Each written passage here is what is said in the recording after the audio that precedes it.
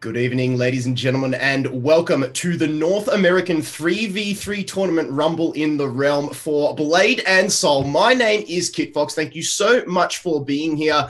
You're here because you have seen the 1v1s between NA and EU. The victors have been crowned, the champions have arisen, but now the question still remains, who is going to be the champion of the 3v3 tournament for their respective regions? We're right here now to find out who will walk away for NA. Like I said, I'm Kit Fox. I'm joined by Hank, my man, the former player turned caster. How are you doing? Thank you, Jake, for that amazing intro. Kit Fox right there. I'm Hank. I'm excited to be here. What's happening today? Mate, we've got so much Blade and Soul, not only on offer for the players, we've got a lot going on for the viewers as well. So the way that this tournament is going to work, it is going to be the best of, a 3v3 format, as I've already said, but it is also going to be a best of three. So that means the first 1 to 2 rounds is going to be walking away with the victory, and they'll be progressing through the winner's bracket. Should they be the unfortunate loser, they will go down to the loser's bracket, and then they won't be out yet, but they'll still have a little bit of a tougher slog coming back through and hoping to earn their spot in the Final Four. Now, Hank, the way this is going to work is that we're only doing the group matches today, and then on Monday, we will be going and rounding out the rest of the games with the finals for both NA and the European region. Now, the players have got a fair bit to play for. They are playing for $1,500 cash for first place, as well as 2 of their chosen costumes, thanks to NCSoft. Second place is playing for $1,200, third place $900, and fourth place will walk away with $300 in Hong Moon coins. The first 3 were all cash, fourth place $300 in Hong Moon. But hey, it's not bad at the end of the day, Frank. Hank. Got it. No, definitely a prize that you just don't want to let up. So the way that we're going to do it, ladies and gents, is that it will be for the, well, actually the way we're going to do the viewer giveaways is that there is a Scarlet Bird costume that will be on offer for everybody who's watching the stream throughout the day. The way that that is going to work is that we will pop up a code on the, sorry, not a code, it will be a link that will pop up on the bottom of your screen. All you need to do is type that one in and then you will be entered and drawn, hopefully with a Scarlet Bird costume. So keep your eyes on that one. It will actually appear at the bottom of the screen, not just yet, so make sure you have your hot little hands ready. Like I said, lots of prizes on offer, plenty to play for, as well as those bragging rights, Hank, and as well as that big $1,500 to go away with. Hank, who do you think, having known these players, who do you think is going to walk away with the big W at the end of it all? I mean, the easiest call, of course, it's got to be that rank or Seed 1, Seed 2 team. Guardian, of course, they've changed their roster. I don't want to spoil anything yet, but it's a pretty strong roster still. And then the previously known from Battle Brawl, generic name 1, 2, 3, 4, 5, which have taken a new name. They're definitely also same guys, same comp, and just has the highest chance. Those two, of course, the easiest, like, all right, mainstream teams. As for the underdogs, maybe a chance. Things have changed in the past few months. We've had a few patch skill iterations. I'd rather, at that point, I'm not gonna place bets until after I see them play. But we're in for an interesting day today. I'm having a look at some of the team names that are on this bracket lineup. I mean, you've got the representatives from last year's regionals, Hank. You've got Guardian, you've got OWO, you've got a couple other players who there might not necessarily be in there with their usual team names. I mean, I'm having a look at I Was Pressing It. You've got the likes of Zach in there as well. So expect to see a lot from these guys throughout the day. Yeah, and I mean, quick thing, of course, OUO, we have a team OWO, and they're just more of a, I want to say it's more of a parody. They're not the original OUO from regionals. It'll be a bit confusing. I did take a quick look. There are a few regional players coming back, excluding from our 2 seeds. We have Kiyohime, we have Satanical. There may be more I may forget, but I'll point it out when we get to that point. Just waiting on the players just to iron out their creases, Hank, while we get into it. But there it is up on screen now. You can see 2 Rats, 1 Jin versus OWO. They're going to be the 2 teams that we are featuring on stream once the players get themselves into the game, just working through the character screen at the moment. So the OWO lads, like you said, they've got they're a parity team. They're not the exact same, but having said that, neither is really much anybody on here. It doesn't seem like players have stuck together with the same team. You know, they've migrated, jumped ship, and decided to change their allegiances here and there. But hey, all's fair in love and war. One tournament from the next one. It's just like sport, man. Players, they change their teams. And now you can see 2 Rats, 1 Jin, and OWO. That will be game number 1 that we'll be featuring on stream. They consist of a Summoner, KFM, and BD. That's 2 Rats, 1 Jin. And OWO is a Warlock, Sin, and Blade Dancer. What do you make of that one, Hank? Definitely gonna say, in terms of just pure compositions, OWO has probably the better chance. They have the original Warlock, Assassin, Blade Dancer comp. Now, the difference is, though, we've had a few skill iterations, so this is no longer probably like the best, but it's still a go-to. The Warlock being a great play, Sin is consistent, BD with its party protection support and its own stalling. The big thing, though, 2 Rats, 1 Jin, they have the KFM, and they might have the only KFM in this tournament, but they may also have the only KFM. Their KFM player is Jeremy, also known as Utmost C, the man of many ladders. He is the KFM for NA, and although he may not have made too many tournament appearances, but he has joined the last Rumble. He's definitely not a not really a force you want to deal lightly with, especially even though he's playing sort of the lower tier for the 3v3 classes. Yeah, you were saying that he doesn't really enter that many tournaments. He's a busy man, but when he does, he definitely makes his mark on them. Yeah, definitely. People know him, especially anyone who has gone to the higher ranks of the ladder, or maybe just taps into his ladder. He plays a lot of KFM. Although that may be the only thing he does, sometimes that's the only thing he needs to do. I do think for these comps specifically, we have a few returners. You on Team OWO, you have Kiyohime and you have Fowler. Kiyohime, he's a regional player. He has experience in playing the tournament scene. And you have Fowler, who's also done some 1v1 Rumble. That being said, I think they might just play around Fowler. You know, he's a great Sin for what he is. And he's going to, I think he is their lead. Versus on the other team, 2 Rats, 1 Jin, you have Jeremy, the KFM. I think they're gonna really rely on him. They're gonna be centered around him. He's being the one class that can't really save his teammates, but that just means he returns with that much more offensive power. So it's a matter of just how they play. Unfortunately, though, as a KFM, he has 2 real big banes, and that'll be the Warlock and it'll be the Sin, which unfortunately the other team does have. So we'll have to see how they play around that. Hopefully it doesn't end up too much of a rock, paper, scissors type situation. It's just pure skill and strategy. One of your friends, Kamisha, actually playing on 2 Rats, 1 Jin. That's Kamisha, Utmost, and Midday. So it'll be interesting to see how that one goes. What interests me most, Hank, is that when, about a year ago, there was basically nothing but Warlock. Basically every single 3v3 composition had to have a Warlock. That was almost the go-to because the aerial combo, the power that it provided, it really just couldn't be ignored, couldn't be denied. Some said that it was a little bit cheesy, but hey, at the end of the day, it takes a fair bit to execute those combos, and when you can chain them all together and manage your cooldowns like the good Warlocks do, like your Kiyohime, like a lot of the EU guys do, your Tenor and whatnot, it's definitely something that you just can't ignore. Now that Gunner has got a little bit of a buff, you can sort of see the meta kind of shift in the sense that, we maybe don't need that big, massive Warlock chunking the damage because we've got the Gunner and what it can provide. Yeah, definitely the Warlock, of course, it's still very, very, very powerful. I don't think you should underestimate it. But of course, the Gunner is giving more leeway because The thing is, they both play kind of similarly. They have very powerful kits, allow to do a lot of safe damage due to that instant aerial. You know, you have Leech Q on the Warlock, versus on the Gunner you can just use any CC and immediately follow up with their C launch. The difference would just be the playstyles and neutral game, because of course Warlock is very weak without their Thrall, and without time distortion, they're almost like completely punishable. That being said, time distortion is a much more powerful team skill than what Gunner has to offer. Gunner having just a few changes that they do with that instant aerial, and of course Alpha Call got changed. Before it was a completely useless skill, 5-minute cooldown. Now you have a 45-second version of Alpha Call that basically allows an 8-second buff for any escape to be used, and it will not go off cooldown. Or if your escape is already off cooldown, you can still use the escape because of Alpha Call's buff.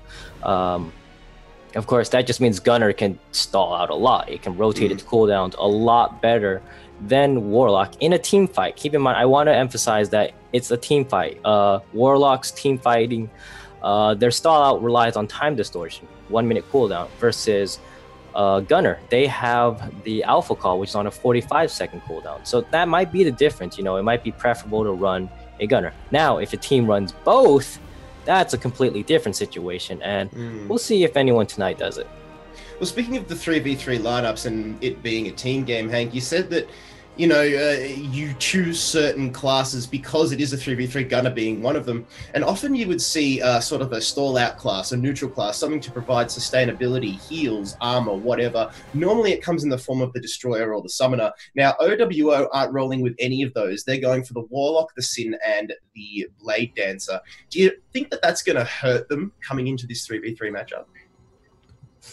I mean, yeah, one big thing, of course, the Destroyer does, of course, it has an amazing party iframe. It has amazing stall, heal, just defensive. It can absorb so much damage and still be okay.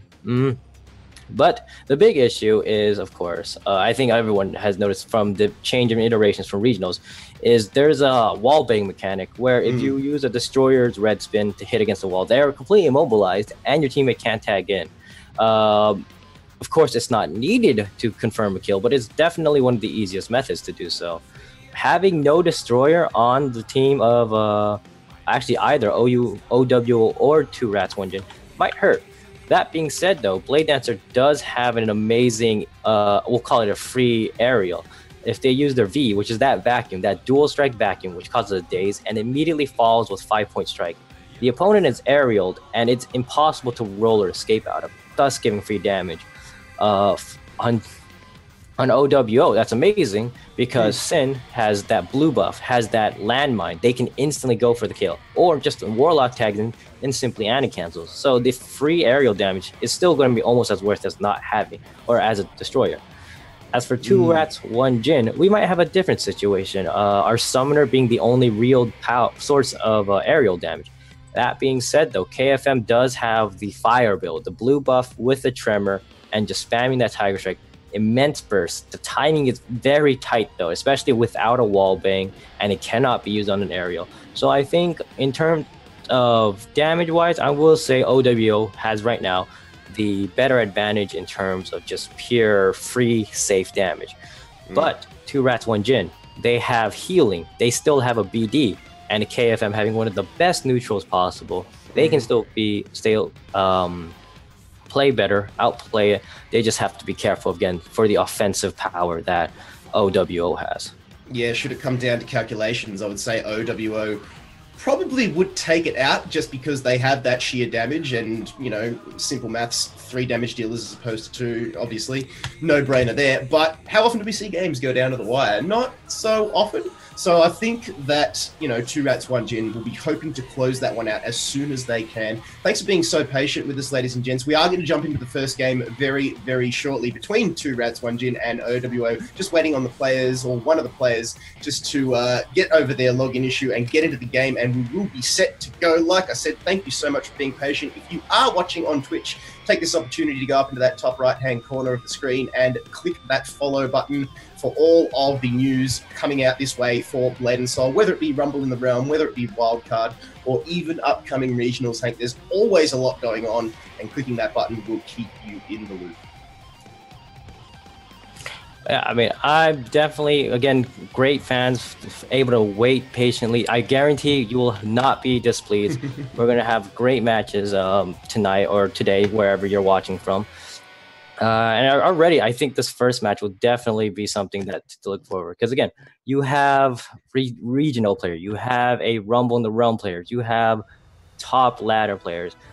Midday himself being the BD, he's not always known. He's recently started out, but he's made himself quite a name. He is improving greatly on when he first started. When he first announced, he was like, I want to be competitive. And he's done a good amount of job. I'm hoping his effort does pay off, because it's not very often that you see a player from the beginning and try to like work their way all the way up to the top scene. And hopefully, you know, his effort will be rewarded here.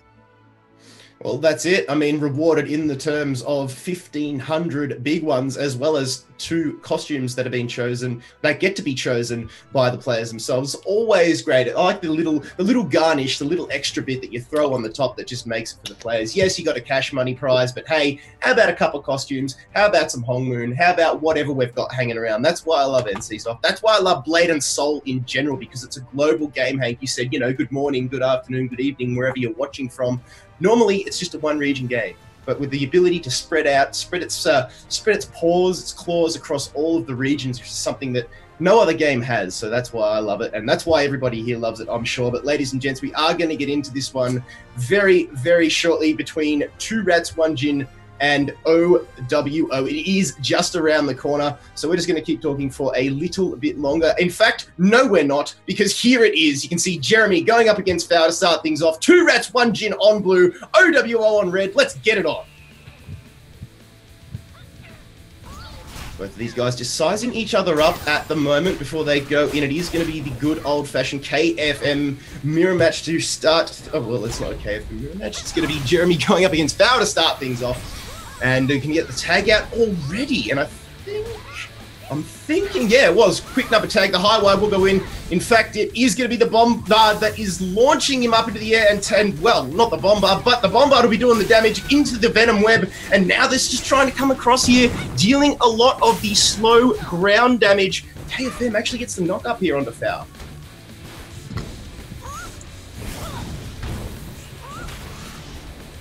You're with us, Hank. Oh, yeah, sorry, my bad. Yeah, so Jeremy right there, pulling his play, using his ice, running out his tab escape, and he tries to get the triple kill. He has 10 more seconds, using that Gale Fish to just knock that Sinner in. He gets the Z-pull. Fire just running out of escape, so Mason then switches to Ellie's. Ellie's on the Blade Dancer, opting to use his iframes right there. Jeremy just not letting him get space, using that strafe, and now going to that 16 meter just to disengage. He's got to escape that. Goes for a knockdown, follows with a daze, goes for the quick damage into the air. No teammates have been used. Puts that Searing Pump and another daze. Ellie's unfortunately not able to catch that tab escape right there. Ellie's losing all of his or her iframes, and then stunned again, caught out. There's no escapes for Ellie. This could be very bad. Community and Midday could come in efficient. They opt to just save it. Jeremy's gonna be tagged out in 5 seconds. Ellie's just gone in for the free aerial right there. Jeremy, you're not taking that much damage, but they've used so many resources on the other side. Tag out will come in, yeah. Kamisha now comes in with the mandatory tag. Jeremy will go back to the bench. Elise taking a fair bit of damage, 58% HP. Now it's going to be Summoner going up against the Blade Dancer. And you can see the Sunflower just coming out here, doing so much damage out of range. Elise is down to almost no HP. See you later, BD. The tag out will have to come across. Now 1.5 minutes for Kiyohime to get in on the action versus Kamisha. Let's see how this one plays out. In goes the Sanctum. The Soul Shackle will miss. Now we can see a massive aerial. This is what we're talking about. The Warlock combos, the Helix Salvo, just carnage. That'll force the tag in. In comes the Assassin to throw out a couple Bombards for good measure. But this one so far is all OWO. Yeah, and we have Kamisha playing it safe, trying to get out of that damage, but his cat's also being punished himself, running out of HP. They opt to switch out for Jeremy, coming back in with this KFM power. He might have a slight advantage. The Thrall is down, and goes straight for the stun and go to the knockup. Kiyohime still has both his Emerald and his 2 escape. Will he offer? And he already has ult charged up for Kiyohime. He's pushing so much pressure on it, and now we have Foul there on his Sin, trying to get stealth, but unable to get his hook kick right there. He gets the stealth onto the stun. Daze does not opt for damage. It's followed by another Daze. Tech chase onto some free smoke damage. Midday coming in to save his KFM, but Far just able to just escape, pull back. He still has Flower up. However, it is looking pretty good for 2@1 Jin. Now we have Kamizia back. What he's gonna do, he still has all 3 of his interferes. That might be a punishing move for them, but he's at full HP right here. So Fowler, at the moment, the assassin, will be the one that needs to dictate this fight, needs to close this in, and yeah, just close the distance. Now opens it up, gets a great stun off into the bombard, throws down the mist, just to give himself back a little bit of HP, is forced to actually use his Lotus of Escape there. So now that's down for 40 odd seconds, but here is a great knock-up. Will it go into the web? No, not quite. In fact, the tagging comes, and there's lots of damage coming out now. Kamizia on the receiving end of it, doing his best to stay alive, as the Summoner does so well. The tag will come across. Jeremy comes back in. Jeremy coming back, has all of his skills, so does Fire due to time distortion. They both have ult up on the stun and the daze already. Jeremy has to pull his escape. Fire uses his escape. Can someone help Jeremy? He's out of there safely, but unfortunately gets into the web. Far might be able to just finish it off. Gets the lightning rod with the smoke. And he goes for the ult. Are we going to get some chipping damage? Gets a little chip. And Fowler is almost dead from the KFM ult. Kyoiman is having to come in, but he does not have time distortion yet. What is he going to be able to do? He's holding his block. He's got his back up. And gets hit by the stun. You have the tag in by Ellie's. Unfortunately, not really able to save, but he puts on the barrier. Grips the KFM. The KFM just freezes himself. Says, no, thank you. We're going to hide into that Sanctum. Gets knocked out of Sanctum. Kyoiman is really getting put on a lot of pressure. Iron Shoulder getting a lot of chunk of damage right here. Not really getting it. And here we go. The aerial with Kamizia coming in the pedals, giving a little dandelion, and then putting some damage. Again, wow, so much damage. Okay, Elise is by him or herself right there. Just chilling there, spinning, and does not unable to forget about the KFM. Full evasion. Jeremy coming back up, says no thank you, I don't need that knockdown. Does not even bother, and now he has to stun onto the Searing Ice. Completely safe right there. Ellie's in a super bad position. She's on low HP. Their entire team is on low HP. Opts for that iframe. Jeremy doesn't catch it quite through, but still is able to iframe pretty much everything. They're not able to catch this KFM. And Foul trying to interfere, gets the knockdown, but unfortunately the stun does not go through. And Ellie's just getting the HP back and switches out for Kyohime, who's unable to escape anymore. There's only one more interfere everything. And now Midday's turn to shine. We haven't seen much from him, but let's see what he can do. Jeremy, both times he's come into play, has leached out the entire timer, and the mandatory tag out has come across, so well done there. Lightning Drill will come out. The Sanctum is down, however, Kyohime taking a lot of damage. This is where Midday can really turn the tide. The Thrall gets 100 to 30 at the end of one combo, but here comes Kyo, says thank you very much, launches Midday up into the air, and just face rolls that keyboard. Is this going to be 100 to 0? Yes, it is. Good night, Midday. Back in comes Jeremy now. And I tell you what, OWO have turned this one around. They're surviving at the moment at 2@1 Jin. Kamizia keeping them up with Summoner HP. OWO now taking the damage. Kyohime down to 15% with less than 1 minute to go before the mandatory tag out. He's got nobody to come in and help him. He has to deal with this and gets taken down. It's now leveled up at 1 frag apiece. 3 minutes, 18 seconds left in this match. Kamizia sucking, breathing deep that mist, tries to close up the gap here and gets the stun off onto the Summoner. Bombard, PvE damage coming out. There is no wake up at the moment for Kamizia. He's got absolutely nothing, and now the Power Pounds is all that's going to save him. He needs something. He doesn't find it, and the tag out is... Hank, it's not looking good for 2@1 Jin at the moment. Oh boy, right here we also see that Fire and Elise both have their ults. KFM has used his ult. Summoner's ult not really useful here, but we have the one interview from the 3-minute mark. What are we gonna see right here? Kamizia just really needs a good catch on this, and Fire playing it super safe. Still has it escapes, you know, not really opting. And now he gets out from the tap, but can Kamizia get out of this combo? It gets dropped. The damage isn't coming, and the power pounds is on, canceling the web, puts him to sleep, says no thank you. We have at least saving the power, but is it gonna really do much here? Kamizia just able to opt to disengage in stealth. They're both in stealth, but one catches it with the Thorn Strike daze. Oh, this Sin is in so much, or he's on such low HP. And here we have Jeremy opting in for the save, unable to land those Gale Fists, using almost 3 of his AoEs just try to catch power. Unfortunately, he's a slippery little Sin. Kamizia still opting HP in terms of the advantage, but Fowler is going to tag out on 7. Kamizia in 5, 3, 2, 1, and we have Jeremy, the KFM, not getting instantly caught. The Gale Fist. He has ult again. That's 2 ults within a single match. This is Jeremy, the KFM of NA. He's very, very close, isn't he? There's going to be 1 second before Fowler has to tag out. Back comes Elise again. There is nothing on the side to help him out. I think there's actually 1 assist from Fowler. That's about it. Should this go to calculation, I think OWO will have this one, but Jeremy is going to do he's going to do whatever he can to make sure that that just does not happen. Closes the gap here, gets the knock up. Will go into the triple kick. There it is, coming down now. Will he continue it? Gets the knock up. This is big. Big rising dive coming out here from Jeremy, forcing the wake up from Elise. That will be the second win down. 1 minute and 10 seconds left on the clock before we go to the mathematics. At the moment, though, Jeremy's sitting pretty on 72% HP, just trying to take this one out, trying to dunk Elise down. We're now under the sub 1 minute mark. Hey, this one could go down to the wire, but now and he goes for the launching ult instead.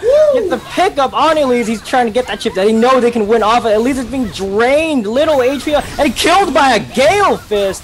Fowler trying to just escape in there, gets a stun, unfortunately hits the ice. Fowler running away, he's the only one on his team, gets hit by the Z. He has the blue buff spec, he's not able to get another escape. This could be it. Jeremy just chilling right now. He does not know about the flower, but he sees the gold flower. He sees the aerial mod. He's thinking, alright, I can escape. I can get to a single point where he can catch it. Or we just have Kamija come in, give a little help provided, heal Jeremy up just a little bit. He needs 1 catch. 1 good catch is all Jeremy needs, and it's 15 seconds to do so. That Gale Fit just whiffing a lot. Fair Foul going for the behind, and he gets countered. Oh my god, Foul using his... Fowler has to do is wait though, Hank. All he has to do is wait for this one to go to calculation. He could be backing himself in here for time. There it is, just creating the zone. We're going to do the number crunch, and this will be interesting here. I think OWO might have it. They obviously thought they did with the game they were playing there in the end. Let's have a look. Who's going to take this one? That's a lot of damage. It is going over to... Oh, 2 rats, 1 2 Jin. rats. Not by much, but they take it out in the end by the skin of their teeth.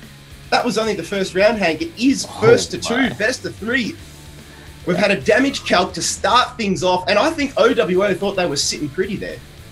Yeah, definitely. OWO thinking, all right, they have the summoner. We don't have a summoner. We're probably winning. Unfortunately, though, you forget that BD heals a lot. Warlock heals a lot. Sin might not, but you're not the only one on the team, Fowler. Jeremy playing phenomenal right here, burning so many escapes. And the way how KFM works, it's really difficult to tag into, catch them. You can save someone from a KFM combo. To catch the KFM, that's a different story. This man can strafe while in aerial. They can strafe targets that are just right next to him, use that, and get the 100% evasion. It's a very hard game to play. It is, and you can see, I mean, that game was so seesaw. It was extremely tit for tat, Hank. I mean, we saw until Kiyohime came in, OWO were actually really struggling there, and then Kyo comes in, gets that first frag, and then all of a sudden the tables have shifted, but then pays for it with his life. And we went down to the wire, and like I said, OWO thought that they had that one there. Unfortunately, they didn't. There was just enough damage coming out on the side for the 2 rats, 1 Jin guys. But as we get into the second game, Hang, how do you think this one's going to unfold? Do you think anybody learned anything that game? Anything I mean, they have to learn. This is not a pleasant situation. Although the score was very, very close.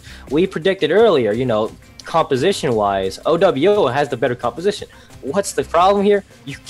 They're not catching Jeremy correctly, and if they are, they might decide, hey, Jeremy's a complete problem. Don't worry about it. They've shown it this up. They caught midday. They were able to catch the BD. So why not catch the summoner too? Why not work on things that aren't, that are much more feasible? And maybe in that sense, they'll probably change their strategy. Or maybe, they'll opt to use their ult often. Far had his ult. He had the ability to just completely dominate a single enemy. You can use Sin ult against Summoner completely in neutral, and it'll probably chunk half their HP. Doesn't matter. No CC needed. They don't have that much movement speed. Kiyohime did use his Warlock ult, but unfortunately, you can simply just tag out of that. So it's all a matter of using those ults. I would not say it's too new, but perhaps it's not familiar in the 3v3 sense if you're, of course, a 1v1 specialized player. So in that sense, perhaps the ult management could be better. And Jeremy, of course, getting 2 ults in a single match. That just kind of shows, again, we're playing kind of the ace game here. You have Jeremy is a pretty known as the ace in this case. He's done so much, and his team can protect him so well.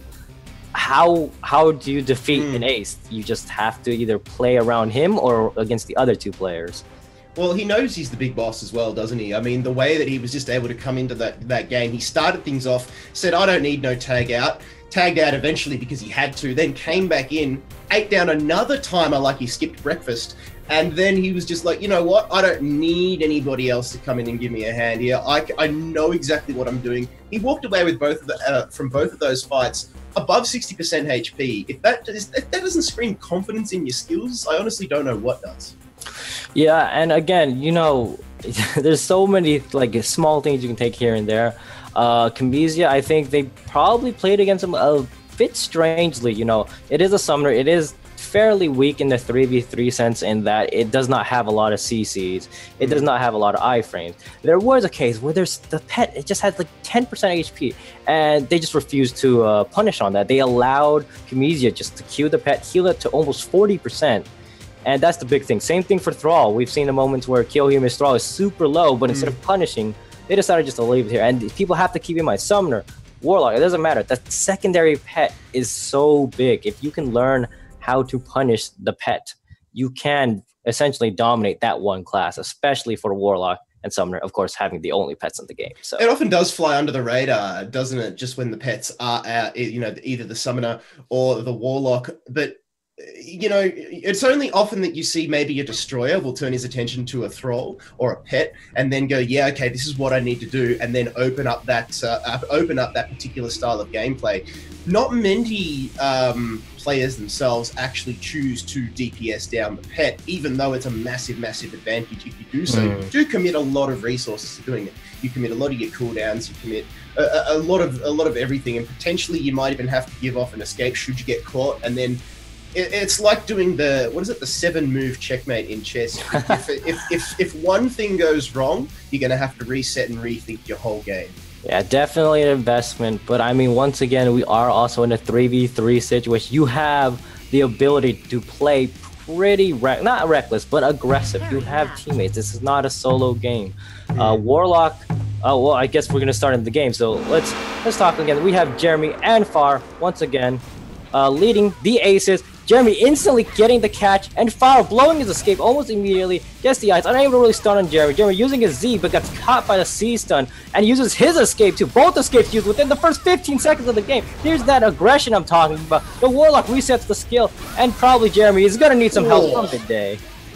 Yeah, definitely needed the tag in there. He was on the receiving end of a world of pain. Foul was dishing out the damage as well. You can see him just throwing out the poison breaths into the miss as well. In comes Keo with the tag, but Jeremy now, this will be unfamiliar territory for him. Yeah, there it is. He is forced to tag out for one of the first times, well, in fact, the first time of this match. Now the miss will go down yet again from Foul. This is where he needs to be careful, because have a look at the B damage that's coming out here on the side of Kamizia from 2 Rats, 1 Jin. Now Bombard will go in, and this is where Foul can really excel here. Trying to get the, you know, a few cheeky swaps here. Gets the body swap off now, closes the distance again, just dashing around slippery. Firebind will actually pick up the knock up here. And Kamizia just forced to back off here, because Foul now, this is his game to dictate. Gets the web off, but in comes the saving tag. And then we have Far using his escape, both of his escapes. Actually, Kamizia kind of having a good amount of HP, and gets caught by the lightning draw. He's forced to use escape, and then we have the Hongmunzi from KFM right there, trying to get that fire damage off. Unfortunately, not too much. Kyohyume switched out for midday. Oh, the BD might be in trouble. It's not a fun matchup, especially in 3vc sense.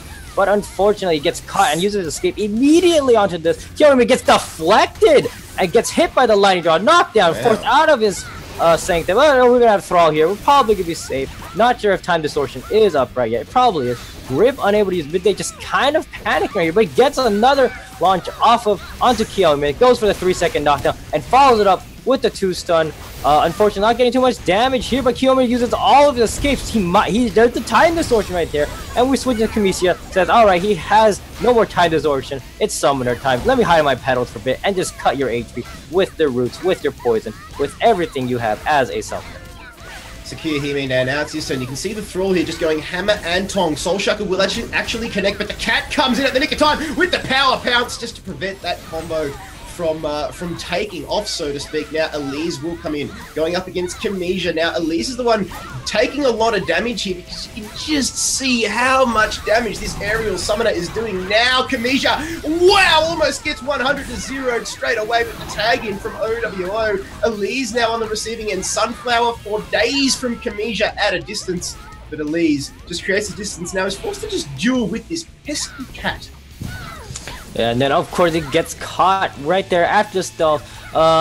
Elise forced to use those escapes. Oh, he gets hit by the stun escape use, switching back to Kamisha in his fancy little pedal storm right there. And now we have the little standoff between projectile resist and Bastion. Kiyohime trying to opt in, gets the stun off and the aerial. Is there going to be any save right there? And we have Jeremy going for the save instead in the fire, but he gets deflected by the Quell. Unfortunately. Oh, Kyo! Oh, Kyo! So much damage from the blue buff onto the power bounce. And now we have Foul using his escape already, switching against Midday. Foul has no escapes, nor Flower or Stealth, and Midday is completely clean. Gets the aerial damage. He might be able to just draw and finish it, and he's already dead.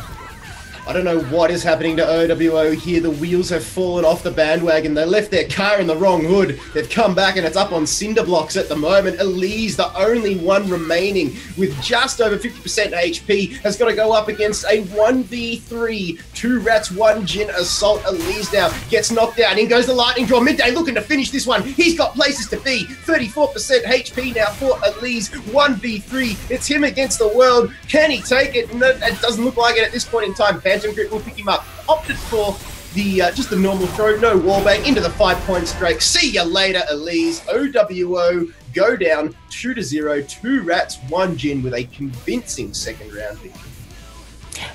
Definitely this time less reliance on the KFM. They decided to send Kamisha in, and they had a lot of trouble with the summoner this time. You know, he got that chunk of damage. Because of the way it heals, they couldn't really finish him off. Kamisha playing very patiently against the Sin, playing very aggressive against the Royal, and just doing overall really well against the entire comp. I would definitely say, you know, round 1, definitely Jeremy game. Round 2, though, we have Kamisha taking this role of the star this time. We definitely did, and well, in the end, it was 2 rats, 1 Jin that will be progressing through the winners bracket with a first round victory. If you're wondering, ladies and gents, a couple of results that were going on in the other game, they are playing at the same time as the streamed match. So in round number 1, Bag Milk went up against Unamusing and came out with a 2-0 victory. Another game that has been completed, as you can see on screen, which was probably the top seeds going head-to-head against each other, was Guardian, and I was pressing it 2-1, Guardian coming out with the win there. So what do you make of that one, Hank? Was that expected from you?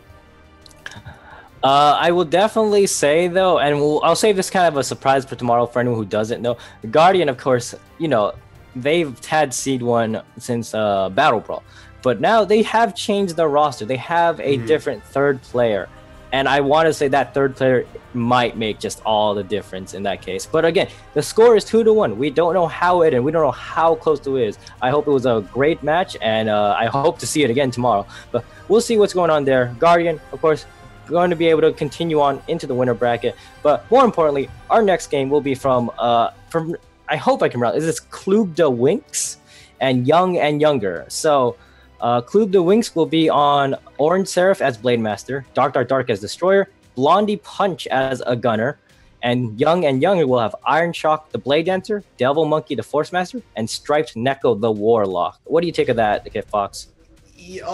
Having a look at Team Young and Younger here just in front of me, that's a lot of damage I'm looking at. Blade Dancer, Force Master, Warlock. I mean, that's nasty, to quote Cleveland.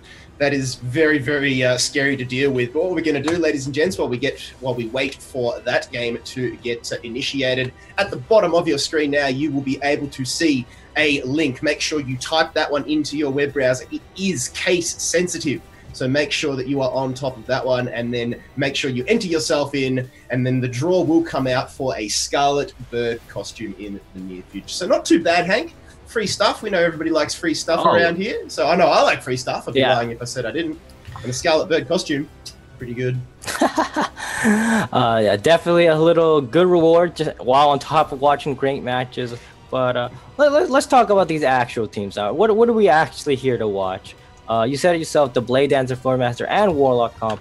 This is a powerful comp. I believe some random survey long while back in Korea, they said what would be the #1 comp, and this was before Gunner, mind you. This would be Blade Dancer, Force Master, Warlock. Of course, again, I have to emphasize this is before. We've had so many iterations with Wallbang and Gunner and a few things here and there that'll change.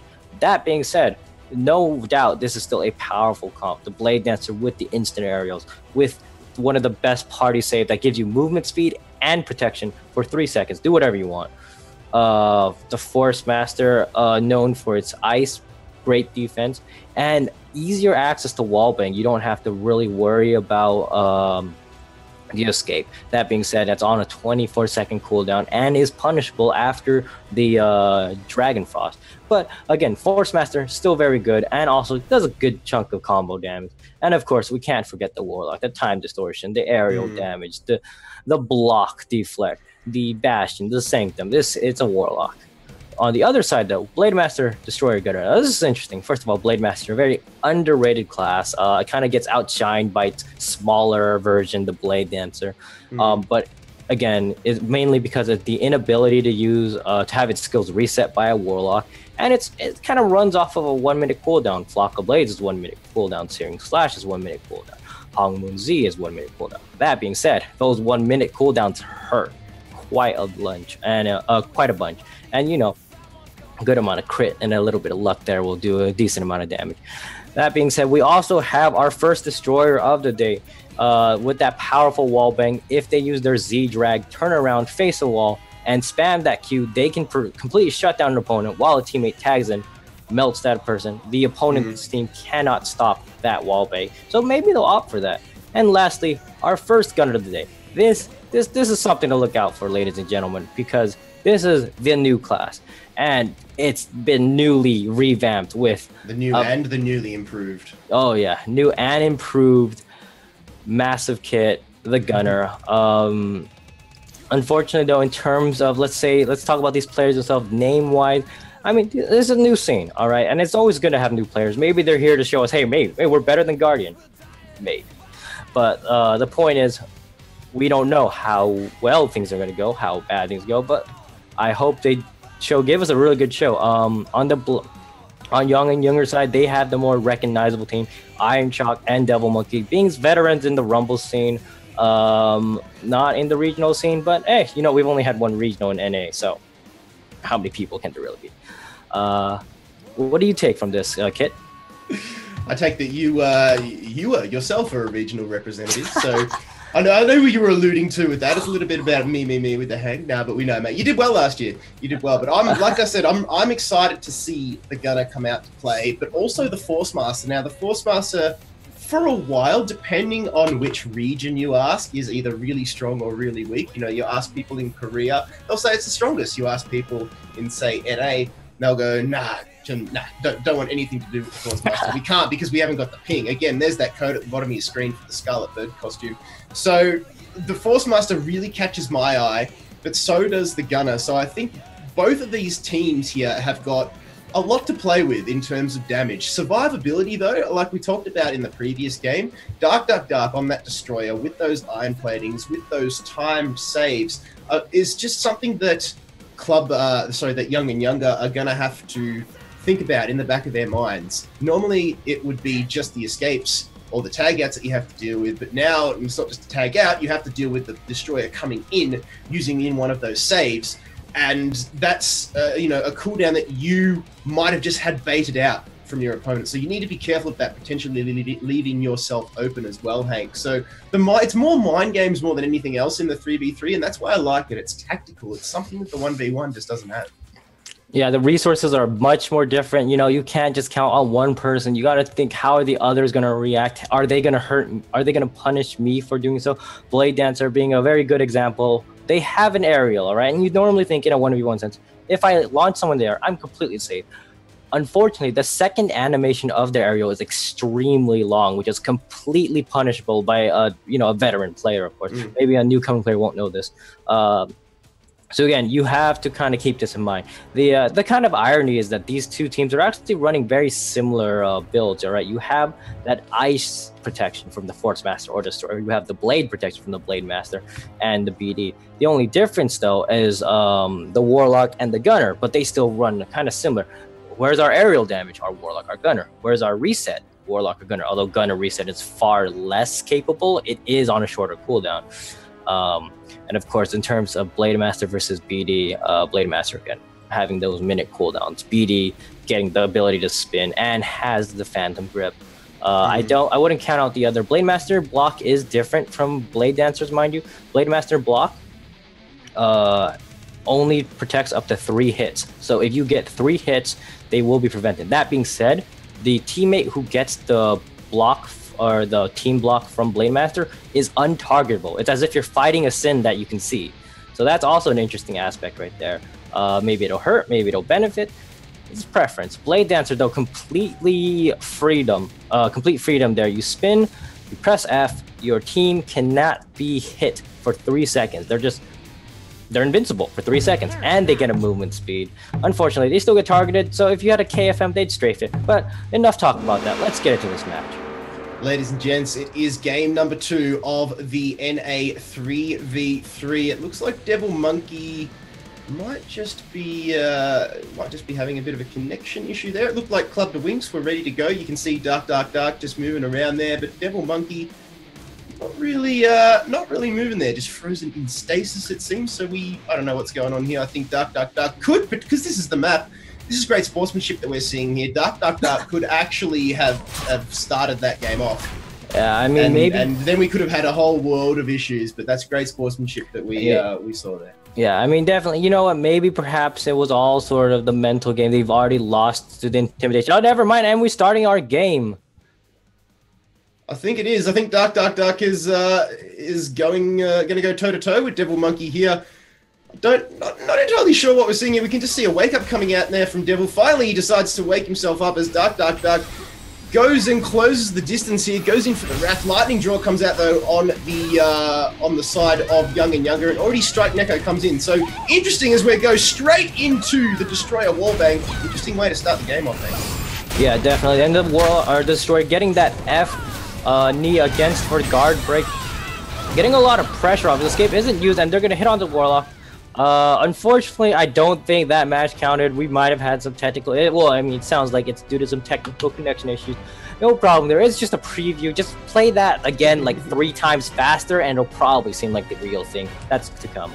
But, yeah, the word just came across that we are actually going to be restarting that match, which is probably for the better in the end, Hank. I think it was a little bit of a shaky start we could see there coming out from the Force Master. Not really sure what was going on, so good thing the smart decision has been made in the end there. So apologies for that. We'll get the real game underway very, very shortly. Thanks for being so patient yet again. But Hank, I mean, the first game really delivered. I mean, going down to a number crunch to start things off, that was a great way to kick things off. Oh yeah, getting to the, I mean, that's a game of complete 9 minutes of just constantly berating. And it wasn't the type of game where like perhaps you had to stand off for like half a minute waiting for cooldown. No, those players were very aggressive. They kept trying to either catch one person, escape. Regardless, it was 9 minutes of action. And hopefully we get the same thing from this side. Great. They're not great. One thing we can't take away from this technical issue, we know who's starting though. We have the Force Master starting from this Destroyer. In terms of matchup, I think Devil Monkey has the advantage. Destroyer doesn't really have a way to start against the Force Master. Destroyer throws his axe. Force Master can simply strafe in midair, rip the Destroyer. What's the Destroyer do? Or, you know, vice versa. The Destroyer uses all of his iframes at the beginning. Sure, the Force Master can lose his CCs into the iframes, but then he can just freeze himself, stall himself out. So I think it's definitely Force Master is going to have the advantage, assuming of course the Force Master is logged in and playing fully. Just a little tidbit, that's my prediction what's happening. Maybe they're going to change it up. They're like, oh no, we learned that they're sending Force Master first. Let's not send our Destroyer, let's send in our Gunner, or let's send in our BM. Surprising though, again, it's kind of the tidbit of the sneak peek of what we got. We learned that Orange Seraph is running a lightning build, not really an orthodox build, perhaps used for the Force Master, but mainly not very effective in the tag. It's not sure what's going on there. And we did see Dark go for that wallbang immediately. Great option, even though, you know, opponent's a little disabled. But strangely enough, Blondie Punch did not opt in to get that free damage, perhaps out of sportsmanship. Or perhaps we might see, like, you know, the teamwork might not be fully there. But all of this is just speculation on that little bit of not really accurate data. What do you think is going to happen, Kid Fox? It's really hard to say, but I think you kind of summed it up in the sense that the Destroyer is going to be wanting to utilize that red spin wallbang mechanic and just give the Force Master absolutely no room, because probably their only downfall is that they can be a little bit squishy, the FMs, when it comes down to it. So they want to be managing their cooldowns effectively. You know, like a Warlock, you need to go in at the prime time and then create your distance, wait for your cooldowns to come off again. And again, I mean, if you wanted to stall that, you could do a wallbang game of your own. I mean, you could potentially go for the grip yourself into a wall, but you don't really have as much utility as, say, the Destroyer or something like that, Hank. So expect to see, I'm expecting this one to go out. It'll be a long game. It's going to be a long, drawn-out game, and I'm expected to see that the Destroyer is going to be the turning point here on the side of Club Winx. You can see that, you can already see that Stripe, Neko, and Younger are going to be wanting to go for those big, massive Warlock launch combos, then get the tag in, have your Blade Dancer come in, drop a Lightning Draw when they drop as well. So I think that is when we'll see Dark come in and use that Iron Plating on the Destroyer and utilize those 3v3 saves that they've got over their opponent here. That is the advantage that they have. They can come in and bait out combos with those saves and then turn the tides themselves. So that is all on the back of the power of the Destroyer for their lineup. Yeah, definitely an interesting thing. Let's just get straight to it then. We have a kind of change in the lineup. I'm wrong again. Dark versus Stripe Neko. The X stun not going up. Oh, but he gets the C launch onto a deflect. Poor old Destroyer loses his Ember Stomp and his escape arrow, unable to punish on that thrall, which is what they really want to do, is holding that persistence. Gets the knockback on the Q spin, but unfortunately, you know, you get the save. But hey, maybe that's better for Dark side. Speaking of the saves, there it is. The Iron Plating was utilized straight away. Stripe Neko, though, into the time distortion now, misses out a fair chunk of that because Dark was keeping him at a distance. Now Gravity Well will come in, keeping the Destroyer as close as possible to that thrall. Dark taking a lot of damage, but now gets his opportunity to open up the account, sends Stripe Neko up into the air, finishes it off with the pile driver for style. Tag goes in. Devil Monkey will take his place, so we're seeing a bit of FM on Destro action. Yeah, I know we have, you know, just the unfavored match, but let's see how Dark plays. He's able to keep everyone. He grips him, hides an Ember Stop, says no thank you to stun, spins him around like a toy, and, you know, we get the save, and we're trying to get some damage. Unfortunately, the Lightning Draw not really doing much, because, you know, Force Master can freeze himself repeatedly, and Dark opting for that 4-second daze. You know it's a 3-second, but we all know it's 4-second. Gets the launch again. This is the aerial Destroyer here. Gets the axe. Unfortunately, not really. Forced into the grip. Has to use escape. Q spins to get out. And we see the Shadow Gunner this time. Trying to actually offer damage. It's quite a little different. Resets Devil Monkey's escape. Unfortunately, it seems that he had the wrong alpha call. So his escapes were not reset. And alpha call will be on a 5-minute cooldown. That's a heavy punish onto Blondie Punch's side. And we launched. And we're switching in. The Gunner's turn. Here we go. Straight away, wasting absolutely no time at all. Shadow Gunner comes in. Orange Seraph now versus Iron Shock. So you can already see the Gunner just does not want to bar of it. Now Lightning Draw will come across. Orange Seraph collects a bit of that. Now it's Iron Shock's turn to receive some damage. You can see this Beyblade strat being utilized here from the Blade Dancer going up against the Blade Master. Now, will we see the Searing Slash come across? No, actually. We see the Warlock coming out now, throwing down a time distortion on the assist. So Neko now just providing Iron Shock with some reduction of his own. 1 minute left on the clock, and here we go. Seraph receives the Lightning Draw and receives getting sent back to the bench because now he has to watch while Dark and Blade Punch go up against 3 from Young and Younger. Yeah, definitely just a very bad position for Club the Winx. You already lost your Blade Dancer. Your Gunner has used all of his skill. Dark is going to carry more than that axe in this game. Gets deflected, launched into the air, and here we have that aerial damage with the blazing beam done by the Force Master. Just chopping his damage. Doesn't even need a tech chase with CC. And we have the Dark Gunner here. He has the Skyzone. He's using his Tombstone to just kind of opting use almost all of his skills right here. This is a bad situation. BD having pretty a decent matchup against Gunner. And here we go, throws in his Moonshine. Unfortunately, not really catching there. And there it is, the Alpha Call. It is back, ladies and gentlemen. And does it get it onto the stun? Unfortunately not. Launched into the air by Blondie, into Blondie, and not a very good sight for Club the Winx. I will retract my earlier statement. I forgot that Alpha Call doesn't necessarily reset your tab escape, which I thought it did, but it does give you a buff, which allows you to use it. So hence on our UI menu, it doesn't show that his escape is off cooldown. So he does have the right Alpha Call. He's not that far gone, but unfortunately his team is in the first round. His team was extremely far gone, and they were gone. Yeah. And leaving the poor gunner just to deal with 3 is, it's never a good thing, but you can't really take anything away there from Young and Younger. The way that they played that game was absolutely fantastic.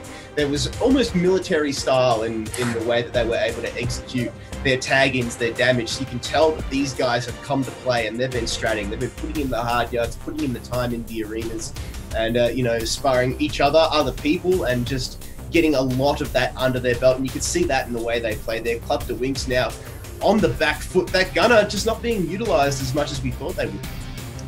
Yeah, I guess in this sense, you know, it's kind of the difference in experience. You know, Young and Younger, having played other regionals, they probably knew how to set their team comp up more. Club the Winx, I'd have to say, you know, they are new to the scene, and they probably got punished because of that. They've had a few moments where, you know, they try to tag in for whatever reason. It seemed that Blondie Punch was set to go in when he wasn't ready, or he went in and didn't really get much value.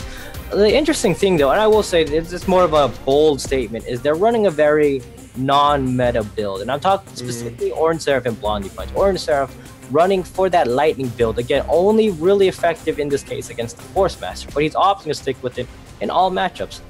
Bold statement. Hopefully in this next round he can show that he really knows it more. Blondie Punch also running that Shadow Gunner, which means their aerial damage is reduced, their Tombstone damage is reduced. What do they get in return, though? They get Tombstone on a lower cooldown, which provides, you know, essentially more iframe. Maybe not a great change. Unload, instead of proccing off of Gunpowder, is on a 3-second cooldown per right click. So, you know, you get easier combo damage. Let's see what we can actually do. Again, things aren't looking so good for Club Just Winx. When the gunner came in, because he had to there, straight away you could see Bloody Punch went straight into the Tombstone, then went up into the air and started using Skystone to keep himself alive. But in your opinion, in your professional opinion, was that premature? I would say so. So Tombstone, again, is a valuable skill, perhaps not as valuable in Shadow Gunner. And I'll point it out, since this is very rare that anyone sees. A Shadow Gunner Tombstone is on a 45-second cooldown. What it does is, first of all, upon initial cast, you get 2 seconds of iframe, which is great. The second thing is all your hits become charge disabled, so you don't really get that much damage. But anyways, enough talking about what can happen. Let's think what is going to happen. Dark, and Stripe Neko are going to be the two that will start things off here. Dark now on the receiving end of damage, because the assist, well, not even an assist, it's just Stripe Neko himself doing all of the damage. The aerial connects, and Dark on the Destroyer at very, very high tier. You would think the Destroyer has the advantage here, but Dark on the receiving end to start things off. And after the first round, Club the Winx, they really don't need that. Now, in comes the assist from, I think it's from Orange Seraph, yes it is, and Dark, actually from both. So they're calling in a couple there. So unfortunately for Dark, he's now on the end of another damage. Ooh, to the blade, just missing there. But the tag out will come across, bringing Iron Shock in place of Stripe Neko. Yeah, and then Iron Shock probably just chilling in, knocks down Orange Seraph, goes for the aerial right here, and we have Stripe Neko with the aerial damage. Ooh. Unfortunately, he's not even help from the Destroyer.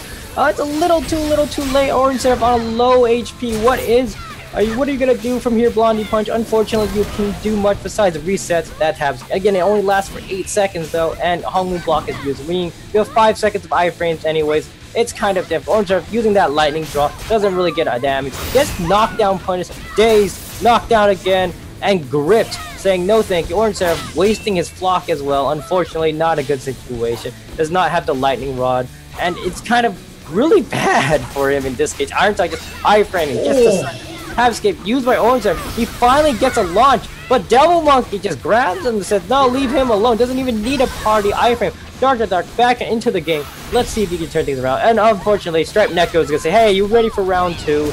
and knocks him down immediately, forcing the escapes. Gets the throw. He's just gonna take some space, you know, launches a daze and gets the leech Q again. This will probably kill Dark Knight, unfortunately.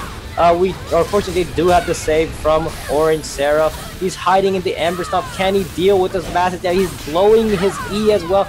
Gets the aerial finally, but then we have Iron Chop launching in the air. No, he grabs a Blondie Punch, and Blondie Punch is also used his escape. He's using his moonshot. What in the world? It's very difficult for them. Tries to punish the Thrall right there, and he actually manages to kill the Thrall, hiding in the Sky Stone. And we are just seeing just kind of a very downhill or uphill battle for Club the Winx.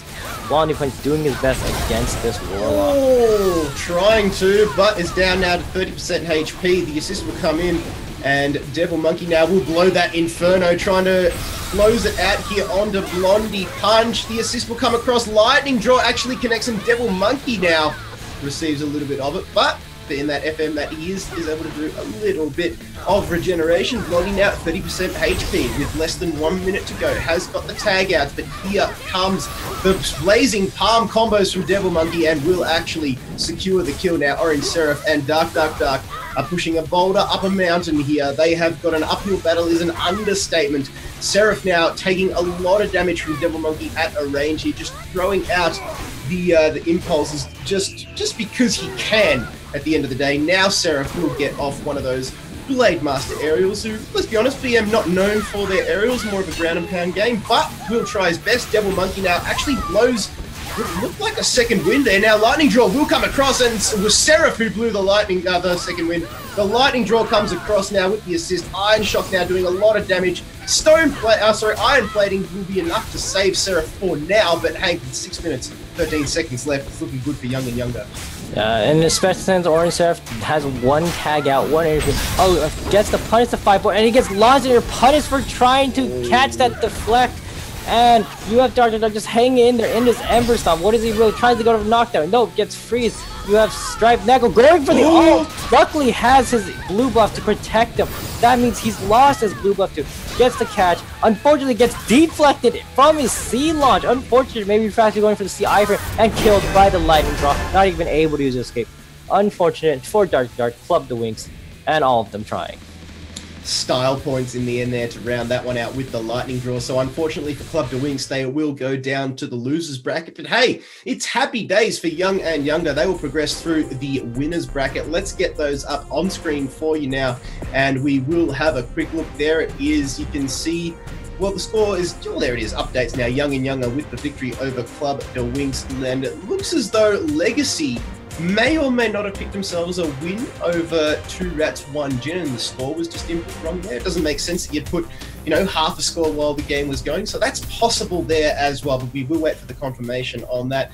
Interesting to note, like we touched on, Guardian defeated I Am Pressing It, and Pressing It, they'll be in unfamiliar territory down there in the losers bracket with the likes of Zach and whatnot. Hank, your boys themselves, they won't be too happy with themselves, I think.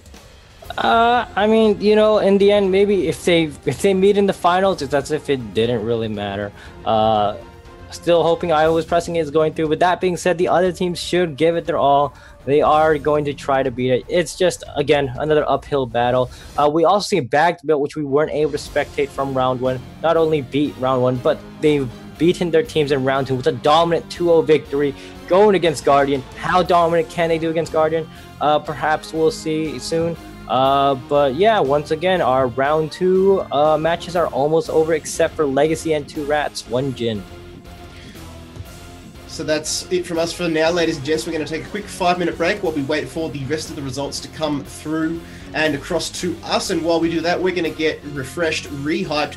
Take this opportunity to do so as well. Remember, there is still that Scarlet Bird giveaway, so keep your eyes on that link that will appear at the bottom of the screen throughout the broadcast. But like we said, don't go anywhere. It's going to be a short one. We'll be back right after this.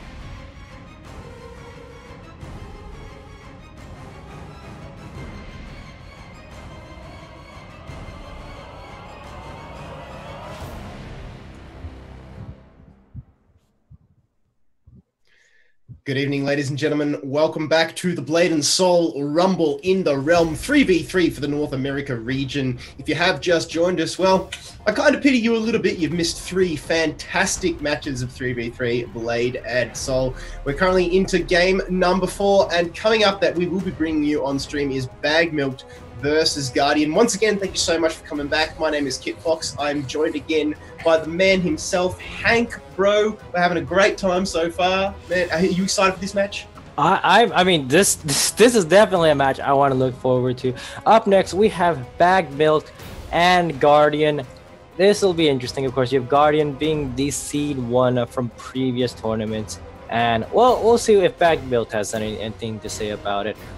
We don't have the exact lineup right now, but predictably, we have Bag Milk, I would say, running that gunner, that brand new gunner with, you know, some previous other classes, of course.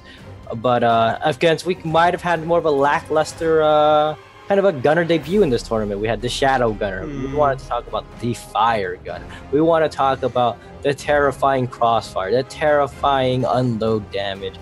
Not to say that, of course, the previous gunner was not playing phenomenally. It was just a matter of this is you know, when there is a class that has or a build that has a higher matchup, the meta, you have to look at it. You have to look at the face value and be like, okay, this is scary.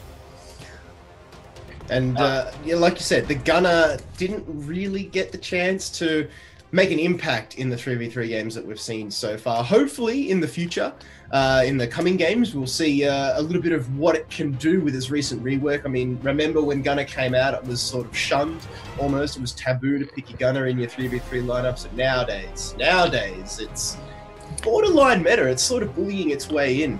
Yeah, I would definitely say in this current patch, it would be probably one of the top 3 classes in terms of just the matches. The fact that it really only has 2 real counters and 2 hard counters, and that would be the Sin and the Blade Dancer. The rest of it does either fairly well or very well against. That being said, of course, the Blade Dancer and the Sin are also up there. They're also one of the 2 most played and powerful classes. So, you know, ladder is always a bit interesting, but enough about what ladder is. Let's talk about what this actual tournament is.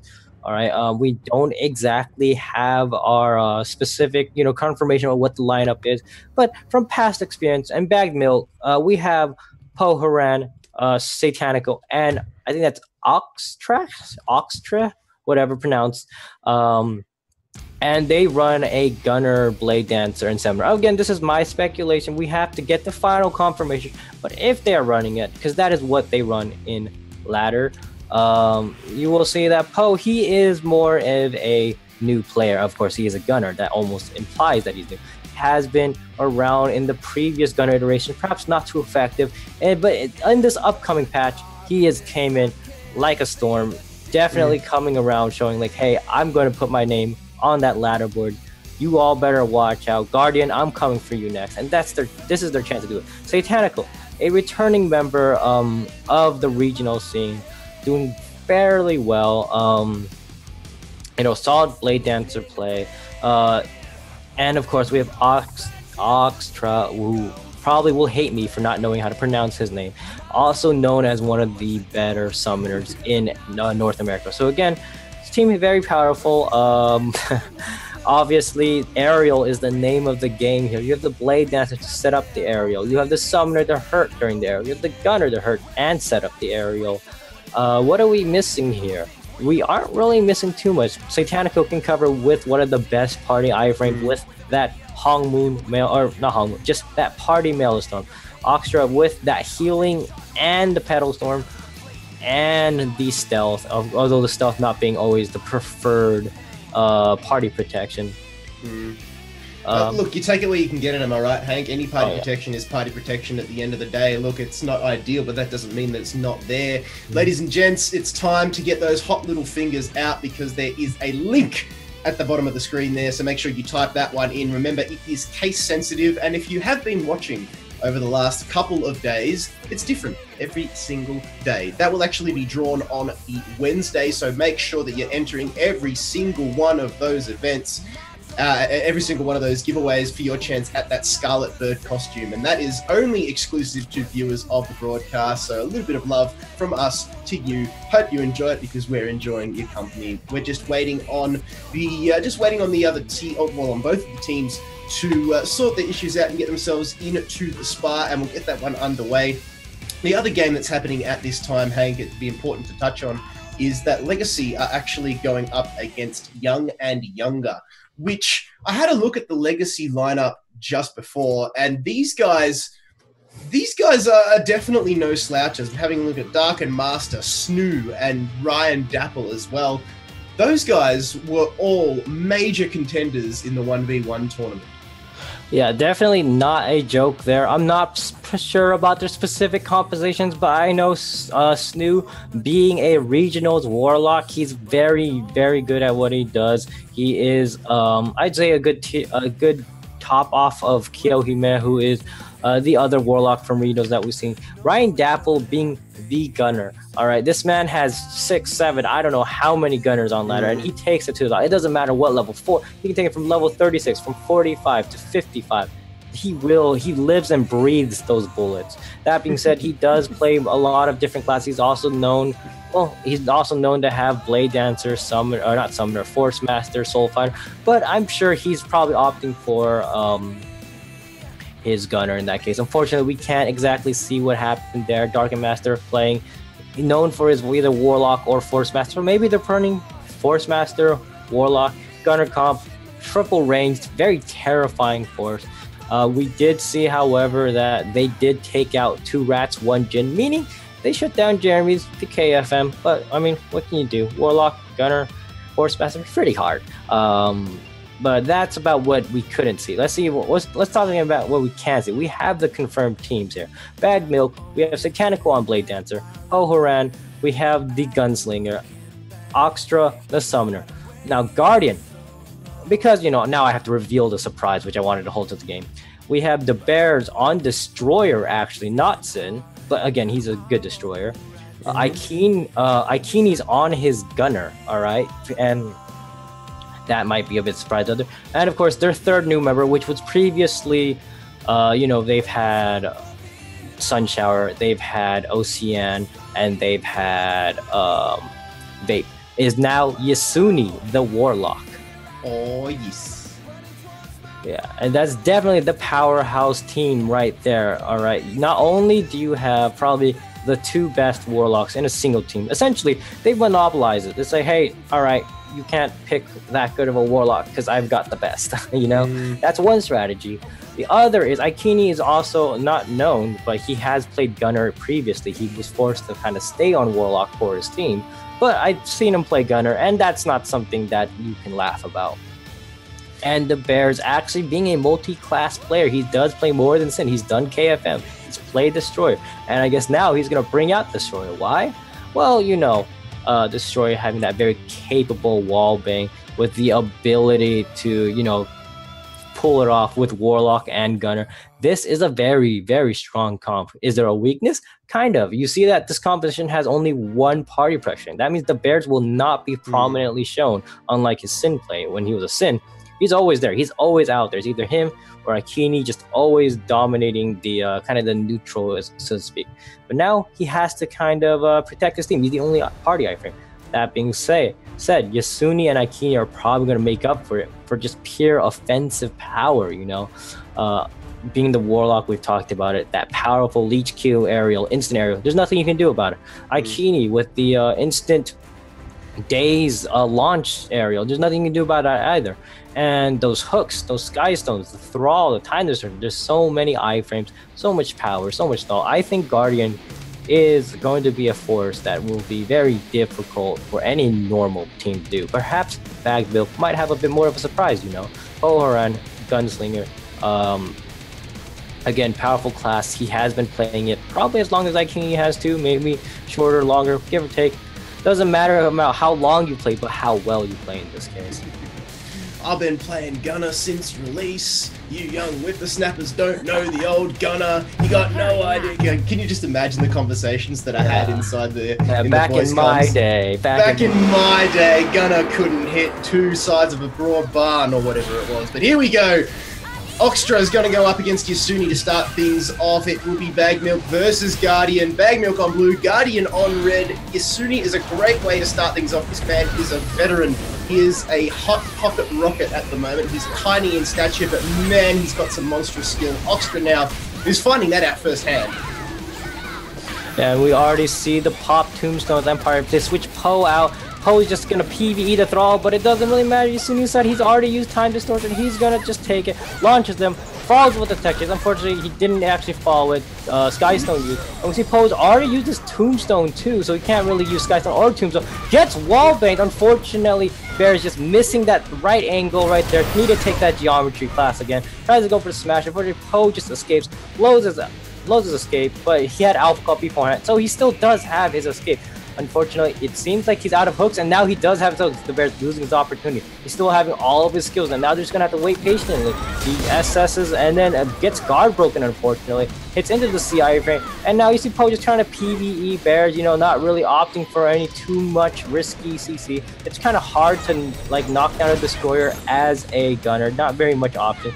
Setting that Skystone, just kind of floating away, and he gets dazed, but unfortunately doesn't get the launch straight off. Poe going back for his Skystone, playing very safe. You know, he's done more damage this case, but not really catching much. Poe finally gets caught, and you see that Satanical is going for the save here. The Bear just being flinged left and right, having to move all over the place. Switches for Yasuni now for that Warlock play versus Poe. Poe's kind of in a bad situation. No escapes here, and it gets aerial. Could this be it? And you know, we have the Petal Storm in the dynamic, just kind of ease things out. Still locking Poe into the stun lock. Doesn't want to learn to escape. The Time Distortion goes off. Satanical has to use his things too. And now we see Poe's lost both of his teammates. He's going to be auto-tagged in 10 seconds, or will he go out any sooner? Just kind of gliding out. He's lost half his HP. Can't even get the daze, the instant knockup. And now we'll have to auto-switch.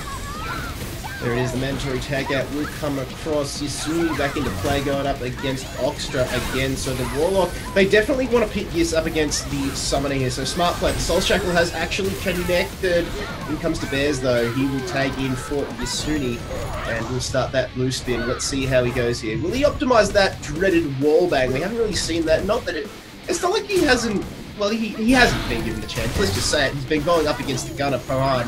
And Poe spent most of that time like an annoying mosquito, just flying around in the air. They're unable to be swatted at ground level by the Bear's Destroyer. And now he closes the gap here. Can do that on Oxtra, the Summoner. Oxtra needs to be careful here, back up against the wall. And the Rose Thorn's coming out now from the Summoner, doing a lot of damage to the Bears, who's more... Well, he kind of has to deal with the cat at the moment. It's causing him a lot of issues. Power Bounce is still available. And expect to see some tag-ins coming in following that one. Now, in goes the slam. This is big damage now coming out from the Bears. Oxtra now taking it, will launch him into the air, and for good measure gets pile drive for style points. This is where the Bears is good. Now, Stone Plating will come out here, providing him much-needed survivability. Oxtra, 30 seconds before he has to tag away. The Bears at 40, so he has the advantage here. Won't be too much room to get a catch-off, but now the help comes in from the Bears. I think he actually rang in Yasuni. Yes, he did, for none other than the Time Distortion itself. 6 minutes, 20 seconds left, mate. Yeah, and we have the reset on the Stone Shield, just not even use the iframe, just wants to get the free heal. The Bear's almost at full HP, putting a little bit damage on Oxtra, but I mean, the point is the damage will count if we go to time. Unfortunately gets hit by the instant aerial, and he's gonna get punished by those beasts, but unfortunately gets tagged out. Horan trying to get his damage too. The Bear's almost dead. This is horrible. Tombstone used up. Aikini's in here, and he's running the Shadow Gunner instead. Unexpectedly, I have to eat my own words. He runs his Tombstone. What is Aikini doing right there? He's gonna move side to side. Doesn't really get any aerial damage from both sides. Horan using his Alpha Call, so Aikini can't really CC effectively. Using his Alpha Call too, but his will last a bit longer. Giving more time. Gets the daze, unfortunately, instant escape from Alpha Call. Stunned off of the counter, and you get the instant daze aerial to the Poe, and Poe has to get his teammate to help him. Ult is already obtained by the Bears. And well, we see him once again. The instant launches. These are you have to party iframe these instant launches without chunking your teammate. Aikini just floating around with the Sky Stone versus the Poe. This Gunner matchup is absurdly painful to watch, and you see these rolls, these spins, these hooks, these Sky Stones in the air, any dimension. It doesn't matter. They're all over the place.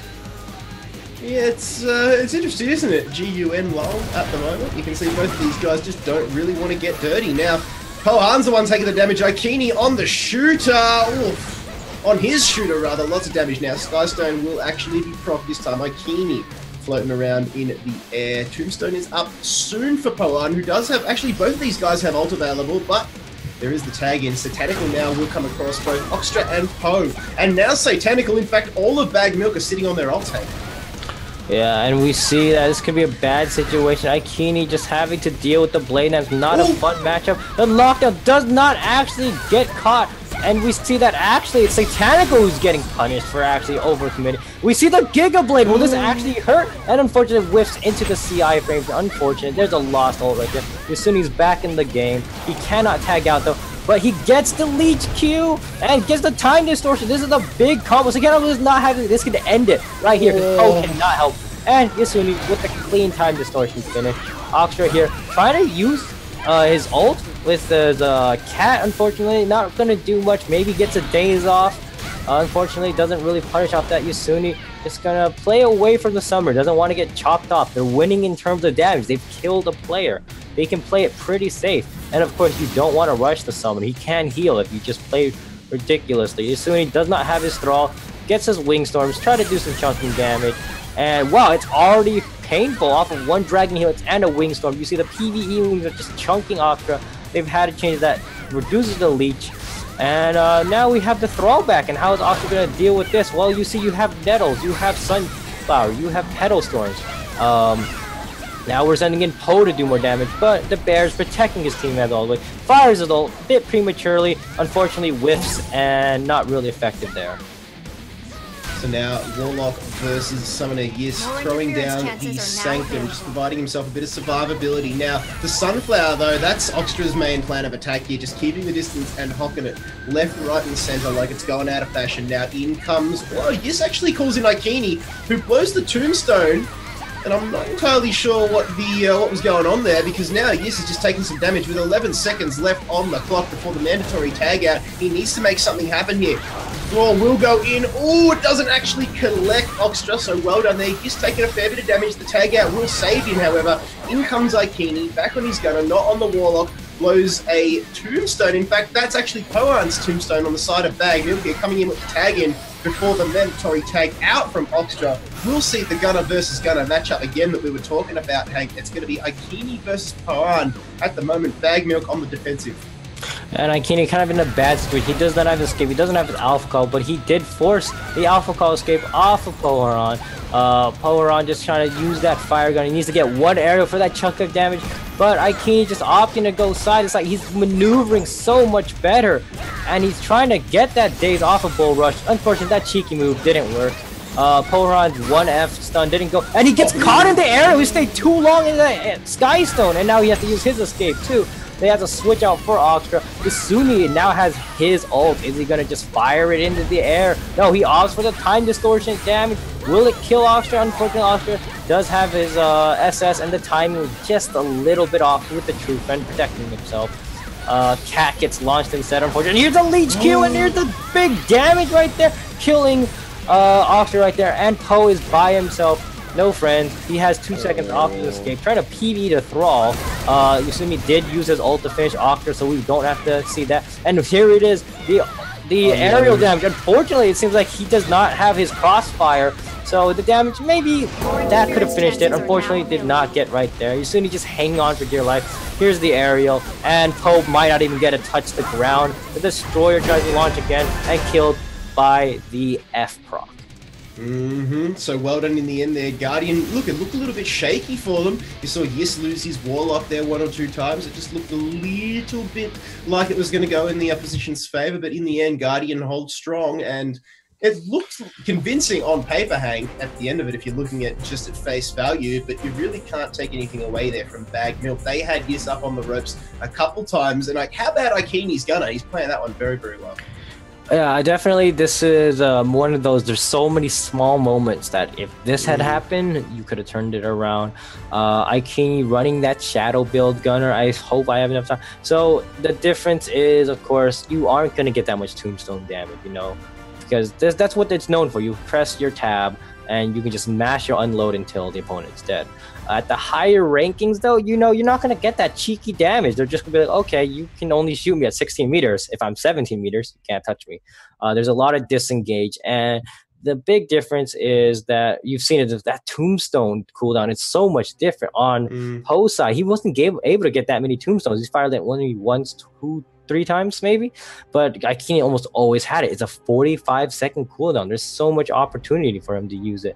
And you also see these other various things. The aerial damage on Poe's side is much greater, but on a more of a fairly high cooldown. Crossfire being a longer cooldown than the shadow iteration. So aerial damage versus consistency versus burst, that's the kind of argument you have over there. The Bears playing his destroyer, perhaps a little different though. You know, we were expecting that wall bang, maybe whiffing it here and there, but couldn't be helped. Overall, though, the three of them really work together to make this comp. Like, there's only one party iframe. We have to remember that, but it feels like they're never caught. And at this level, you'd expect them to be. So let's see if these guys can just level up, regardless or not. It's been entertaining, Blade Soul so far. Poan going to start his way off against Isuni. So we've got the Warlock going up against the Gunner. And I just want to touch on the Sky Stones in that previous game. Ikini spent a lot more time up in the air than Poan did. Now Poe seems to realise that now, takes to the skies himself. The Sanctum is down for Yiss, and he'll be quite pleased with that. Now, the Imprison actually collects their Gravity Well was a whiff. Now, Time Distortion will go in, and Satanical on the, well, I was going to say on the tag in now, comes in, manages to dodge himself a Tether Blade, so that's not too bad at all. Now, Yiss taking a fair bit of damage. Satanical on that. BD knows exactly how to play this against the Warlock here. That is, keep it at the distance. Thrall has got, what, 5 seconds left? And now he realises that Thrall is going to go down mid-fight here. Yiss taking a fair bit of damage, but manages to get away. 9 minutes and 5 seconds left. And we have that Satanical just running that extra iframes right there, trying to get out of there. And he gets the grip on Yasuni. That's pretty bad. Yasuni actually able to counter Satanical's grip animation, so he still has his escape. And Lightning Girl, not exactly doing the damage, but he gets the guard break. Finally does end up making Yiss use his escape. Unfortunately, he still has his thrall, launched into the air. And here we have the Bear saving his teammate right here. Knocks down Satanical, follows up with a stun. This could be very punishing for Satanical, taking a good chunk of damage. About 50%. Gets healed up by Oxtrus, fortunately. And we're back to the Warlock and BD 1-1 matchup. And Satanical just trying to run away, gets caught by the Leech Q, launched into the air. They got switched, luckily, from the tag, and now we have Oxtra back into the game versus Yasuni, who will be tagged out in 3, 2, 1. Oh, taking a chunk of damage or so. Taking a lot of damage. A parting gift coming his way from Oxtra, saying, don't let the door hit you on the way out. And Yiss is forced back down to about 35% HP, but he'll sit back on the bench, eating his Wonder Bread sandwiches and recuperating that HP. Ikini now comes in against Oxtra. The days actually lands for Ox. Ikini, though, like we said, spent a lot of last game up in the air. This time does not waste any time, goes into the tombstone, starts blowing the unload, and Oxtra feels the wrath to start things off. 40% HP removed from our summoner friend, but there's one thing we know about summoners, they can get that back pretty damn quickly. Now Ikini back up into the air, utilizing that Sky Stone, will line himself across and just strafes in the air here as the Gunners can do in their own little way. Now there's lots of damage coming out onto Oxtra here from Ikini. Just everything he's got is just throwing his way at the moment, but great save coming in from the Bears as Oxtra just had a little bit of a sniff at an opening there. Ikini was just caught napping, forced into Bears, and to use one of those very important iron platings that we spoke about earlier, Hank. Now we're switching back to the Bears versus Ox right here. No, back to Poe actually. So, you know, there might be a bad side. The Tombstone immediately used. The Bears has to just disengage, you know, he doesn't want to get free damage off. Look at that, he just stay at that far distance because Poe knows he has to get close, but the Bears would probably follow up with an iframe, probably follow up with the CC. Tombstone probably ineffective at this point. And we see that the C was run into the SS.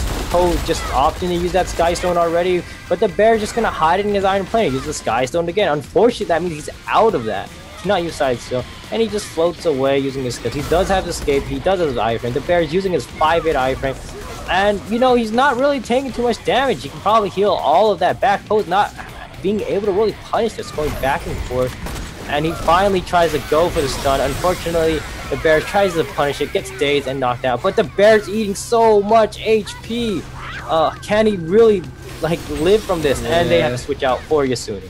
DeBears got debated in the end there. You can see Pohan closing the gap. And then DeBears just thought, yep, this is my chance. Pohan calls in the assist. And then there was just so much damage. DeBears thought, I've made a terrible mistake here. Has to tag out. Back in comes Yasuni, who's actually doing a fair bit better against Pohan, but the Thrall taking a brunt of the damage here is now, yes, it's his turn. In comes Poe, but in comes DeBears yet again on his final tag out. So that will be the final assist. So no more interruptions from DeBears, no more of those cheeky iron platings coming in for the save. Poe will tag out in T-minus 10 seconds. He'll be looking to get a few more cheeky shots of damage off before he does that, but this is having absolutely none of it. Calls in the help from himself, trying to catch them here on the tag out. Skystone away yet again. In comes Oxtra and deleted. That's what I'm talking about. The catch on the tag.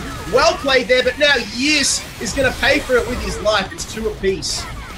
We have the Bears in instead, and we're at a pretty bad situation. He's at a pretty low HP. Satanical just chilling on max HP right here. The Bears perhaps not even in the right build, and we see that Satanical's actually got his ult too. One aerial could end it. Smash from the charge.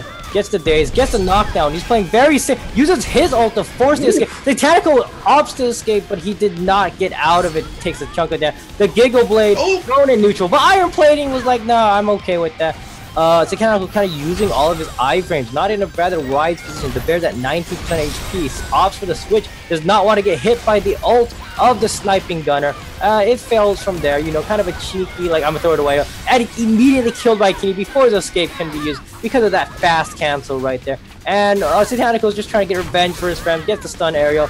Alright, escape used, got dazed again, launched into the air, and here we see again the powerful aerial damage, even without the extra 4 damage. We see that he's gonna use his Z, gonna pull back, and uses the escape as a CC. The point was just to purposely get hit right there. Aikini just in a great position, attacking from the skies, chasing from the skies. There's no way to stop this man.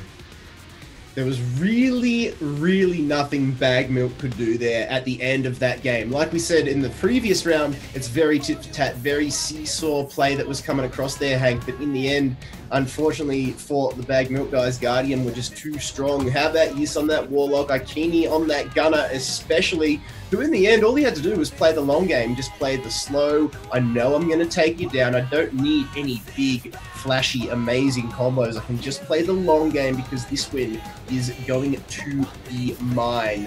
And it looks as though, Hank, we are actually going to be going up to the second round of round number 3, so in the winners bracket. So they held off on that game. There's a couple losers bracket games that will be playing in the background, but Legacy are going to be going up against Young and Younger for a shot at Guardian in tomorrow's finals.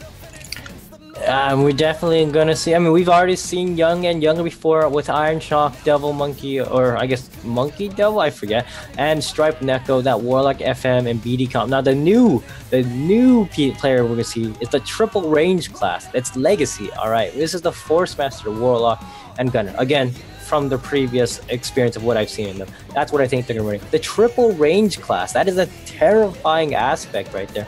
You know, punishing a lot of different classes. I don't know how Young and Younger will really deal with it. I hope they have a really solid plan because, again, we've seen the power of the Gunner, the power to just stay in the air. We have the style of Poe where you get that massive burst damage, just finding that one finite point so you can get a lot of damage. Or Aikini, consistent damage, where you're able to just control the layout of the map, the geometries, and then you use that to just chip them away, not really giving them a chance to even catch you. we'll see how Ryan Dapple plays. Again, I think one of the best gunners in NA. He has something to show. He's played in Rumble, and it's definitely not a match where you can just sit in your seat and watch. It puts you at the edge. I think Ryan might have played Summoner in the 1v1s that were going around. I don't think he was on his gunner, but I think he might have played his Summoner, but he definitely wasn't on the gunner.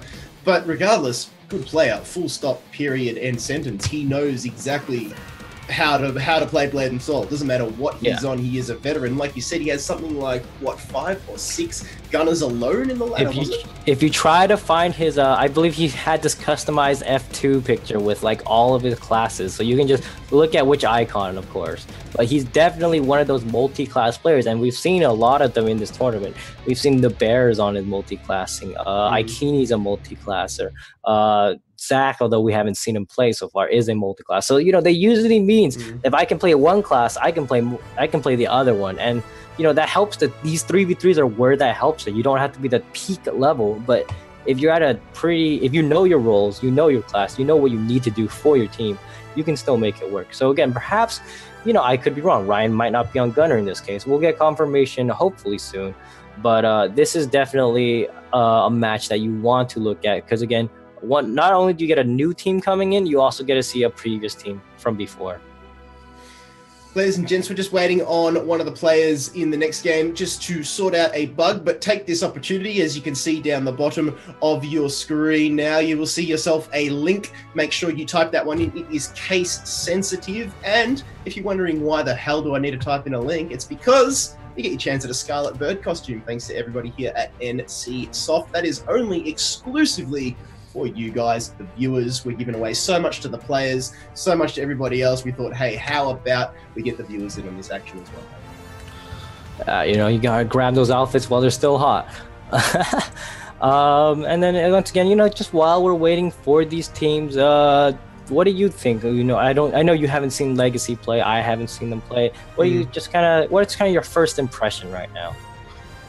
Even though I haven't seen Legacy themselves play as a unit, I've actually seen Dark and Master Snoo and Ryan Dapple play individually. They were all entrants into the 1v1 Rumble in the Realm tournament for NA, and every single one of them did fantastically. I think Ryan and Snoo actually got themselves all the way up to, I think it might have been the semi-finals, correct me if I'm wrong, but they were up there. They were up that pointy end, and it doesn't surprise me that they're here now, potentially looking for a spot on Monday's finals here. So that'll be interesting, because should they win, they'll be going up against Guardian, and that is going to be something they're going to need time to prepare for, to practice for, to strap for, to make sure that they're up to that task. 30 seconds until we get in, ladies and gents. It is going to be Legacy versus Young and Younger. Let us know who you think is going to take out this victory. If you are watching in Twitch or whatever platform you're on, let us know, and we'll see if we can get you a shout out, because at the moment, this one, I'm torn, Hank. I really am torn. Young and Younger have been playing fantastically. Granted, we've only seen them play against Club de Winx, but Legacy as well, just with their big names, and judging by the way they were able to play in the tournament last week in the 1v1s, I'm confident in their ability here. All right, we have starting out Ryan Dapple trying to engage and disengage. Iron Shock already using his 3-hit iframe. All right, Ryan Dapple using that aerial power. You know, he just knows he can do damage for you, opting for that fire gunner again. And he's just making a lot of distance, not really poking too much. And he does use his tombstone right away. Iron Shock uses his iframe, launches him in the air, goes for the 3-second knockdown off aerial, gets the stun off, and Ryan's forced to use his escape, and he's retreating. He's on the other side of the map. I just blinked and he's going back in there. Gets the daze and do the double knockup from the thrall. And Iron Shock taking a chunk of damage before Devil Monkey could really heal. Again, Ryan Dapple, you know, he seemed like he was on the lower losing side, but now he's returned with so much power, and he's healed up from the Ivory. He's back at 100%. Iron Shock is just getting chunked all over there. He's using his own Z heal, and now he's trying to con and punish. He gets the knockdown, but not really anything off the one get up. His grab was just a little too late, and he gets hit into the counter, and unfortunately, Daze escape used. And we see that perhaps Stripe Nickel is here to reset Iron Shock's skill. Tries to get to the aerial. Darkened Master was like, no thank you, let me protect my teammate. And here we see that we're trying to get the 5-point. Ryan Dapple not yet touching the floor. And Devil Monkey chunking so much damage right here Oh my, and then Ryan Dapple still staying in there. He's at 15%, says no thank you, finally switches, and now we have Sari, also known as New, and this Warlock, probably trying to make up for the deficit that Ryan Dapple lived. Again, did so great before. Unfortunate his HP would put him at a kind of disadvantage. Gets a stun off from the tag in, and we see that the escape already used on Striped Neko. How is this Warlock mirror match? I'm expecting Venn diagrams on the floor of some sort and a lot of walking around. So Striped Neko comes back in. The Thrall will fall in. In fact, the Imprison, that'll actually whiff as these two masters let their pets do their dirty work for them, both sitting at pretty chunky HP pools. Having a look at this Sanctum, they're just kissing each other. In fact, they do overlap very, very slightly. Having a look at this mirror match now, it's a bit of a snooze fest, a bit of ZZZs going on. Now that the Sanctum is down, here we go. Who is going to open it up? It is in fact going to be Striped Neko. Sayuri feeling lots of damage. Dapple, meanwhile, was forced to take out to start things off there nice and early. Hank, he is not looking good in terms of HP pool at the moment. Sayuri, though, is still trying to do something here against Striped Neko because at the moment it's all young and younger. So you're just trying to play around all that. Finally, does not really seem to really catch Striped Neko. He's kind of been, you know, on the receiving end. His Thrall is dead on Snooze. Well, you know, it's a tick away from being dead. Regardless, though, it gets hit by the Leech X, and they opt to switch. Now we see Darken Master's turn. Now this is really dangerous for sending up the Force Master in this early stage, you know. This man has no party saves from this teammate. He has to stall magnificently, and against the Warlock, this is not going to be fun for Darken Master. Gets launched in the air, fortunately in his bubble, doesn't get chunked really anything. Striped Neko pushes him back, gets the stun, forcing the escape on Darken Master. Doesn't get the Q stun off, and he's gonna hide in Sanctum. And Darken Master able to free Striped Neko. He's gonna time him out right now. Hopefully catching the next opponent, and he does catch Devil Monkey, who uses his SS. That'll be put on cooldown for a while. Devil Monkey already using his iframes too, but hits into Darken Masters. Now we see the Force Master mirror match, kind of a difficult thing. We see Devil Monkey running that Blazing Beam rather than the Ice Build, which is no respect. He's gonna get a good chunky damage, but can you do that against Ryan Dapple? Fortunately getting the guard break, but Ryan just opts to escape and gets the instant aerial, hurting it. And you know, Iron Shock going to save his teammate, launching, almost trying to get the 5-point, but Ryan Dapple disengages pretty well. The Tombstone using his Alpha Call, and you know, trying to probably chunk the damage. And we have the BD versus Gunner matchup, and this is looking bad for Ryan Dapple. Luckily saved by Sari and reset.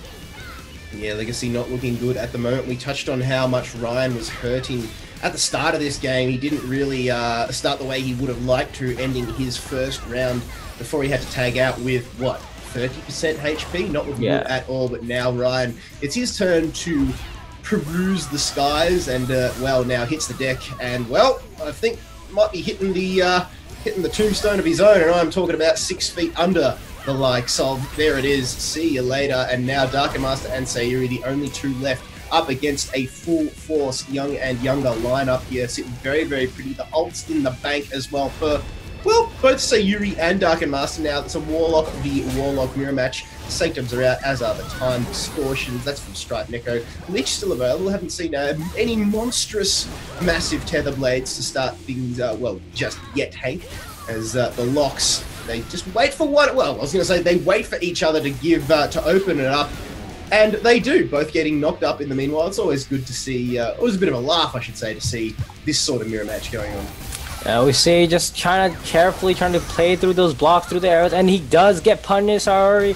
Not really able to get that much punish, but you have to keep in mind both of them do have their ults, and there it is, firing the ult, and you go for the instant switch to Devil Monkey, and now Darken is in the game. Now is he able to really do much? He cannot get help from Sari, and he does have his own ult. However, Force Master ult is not very powerful, or not very viable by itself. It usually requires a tag team. Oh, and he gets the deflect off of the tab, but Devil Monkey somehow, it seemed like he bugged the aerial escape and was able to do the impact out of the stun. And Dark Master opting to get his heal from the ice tab, a big chunk that might be the 3-minute heal, meaning he's gonna have trouble in the neutral game. It looks like 3-minute, unable to get that knockdown. And Sari is back into the game, gets his throw, and you know Devil Monkey copying the same stance, gonna freeze himself, gonna get some space. Opts for the 1-minute freeze though, so there is time.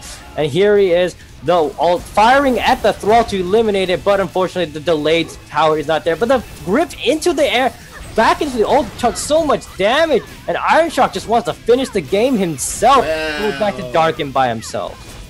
Darken didn't want to go anywhere near that fight, tagged out, and then all of a sudden, almost instantaneously, like watching the man in front of you get out for a duck, you just have to go back in, and now it's all up to you. It's 1v3, it's all up to Darken at the moment. Decent Frost Burst there coming out, and we'll actually catch Iron Shock, so a little bit of time for Darken Master in the air just to play with. But I think it just might be delaying the inevitable here at the moment, Hank. Can he pull off a massive 1v3 clutch? Stranger things have happened, but the that combo says no. Yeah, I mean, once again, it seemed like Ryan had complete control of the game, but Iron Shock just played very calm, was able to heal back, and you know, he really got those combos off. You realize that again, that party only has one party protect. Once you notice that, you know, your Force Master can no longer tag in, you can punish so greatly. You have to sacrifice so many resources to stay alive at that point. And like they say, Devil Monkey did a very interesting combo there. I wasn't aware that you could ult. Force Master ult, how it does is not instantaneous. You do that big wind up, you fire from the sky onto the floor. But the floor doesn't get the damage just yet. It has to wait for kind of a delay for all the DOT. He grabbed Snoo into the DOT and it chunked him. Snoo forcing him to use his escape. And you know, he used his escape right there and he only had like 10% HP. Iron Shock could just simply tag and finish the job. And from there, it was pretty punishing.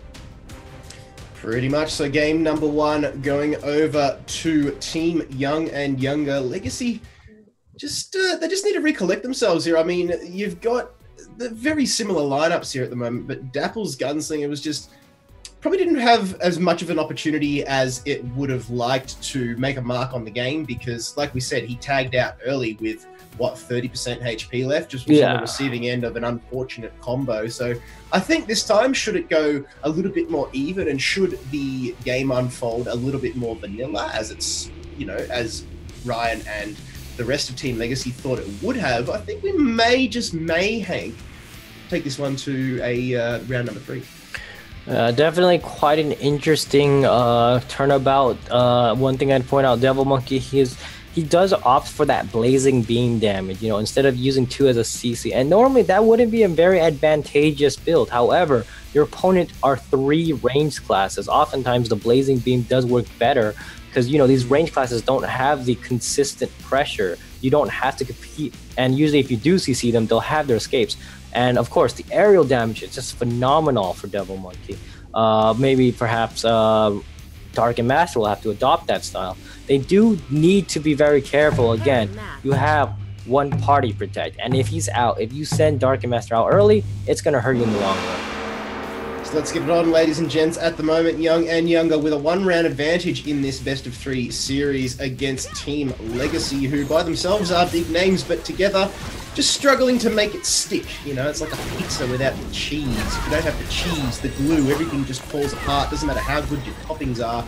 Now, they'll be trying to make amends as the Ember Stomp. I was going to say the Ember Stomp goes down. That's not Ember Stomp. This is the... Now it's the Tombstone that comes out from Ryan, trying to open it up on to Iron Shock. But Iron Shock having absolutely none of it. The assist comes in from Neko, and the floor will keep him busy.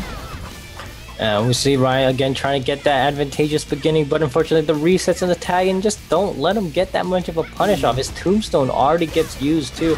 Iron Shock does not get the stun quite there. Again, he's in the air trying to get that free chunking damage. You know, you have that small barrier, don't need to worry about deflect, but you get grabbed instead when you stay there too long. Iron Shock just chilling, not yet pressured. Will he go for the wall bang? Will he go for the... He opts for nothing, goes for the knockdown for the lightning draw stun. And Ryan had to, you know, escape or else he risked a lot of damage. But now the free damage is going in there. When you have the barrier, you cannot get deflected. And he has to withdraw again. Uses the Alpha Claw straight in there for protection. And he's chunking Iron Shock. And he gets launched into the air right there. And instead of being saved, the grip actually prevents death for Ryan Dapple. And now he's off in that Sky Stone once again, you know, just floating around everywhere he can. Switches out, let Sari goes in with his Warlock. So Iron Shock now is forced to tag out in about 6 seconds time. Sayuri though still does not care, trying to hopefully catch somebody out on the tag. I don't think there will be. Ooh, tries the Tether Blade. Doesn't actually find much value now. It's a good old Warlock versus Warlock mirror match yet again. It's going to be Sayuri versus Neko. This time, well, just like every other time, we see the Sanctums go down, and both of these guys forced to just turn their attentions to the crawler sitting outside. And at the moment, Hank, it's just a matter of who can manage their cooldowns a little bit better. The time distortion will actually go in and will find a lot more value for Sayuri than it does for Neko. Just in the end there, I think one more tick. Regardless, that could be pivotal. Yeah, we see right there. We get the leech Q, but not exactly done properly. And we have, but in return, you get a premature save from Darkin, who thought his opponent would, or his teammate would get launched. Sorry, does not have his escape, but he launches the opponent into the air, saved by Iron Shock, disengaged by Snoo, doesn't want to get caught, but he does, unfortunately, does not opt to roll when he should have, and gets caught. He gets a little 40% chunk right there. Stripe Neko getting helped from Devil Monkey. These interferes are going all over the place.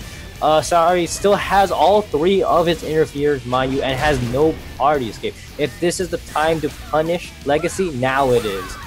And we see Snood using his escape now too. Switches to Dark Master. Dark Master having a lot of friends, but again, none of them have escaped. And what do we have here? We have the Force Master combo. Keeping them in place. No need to CC.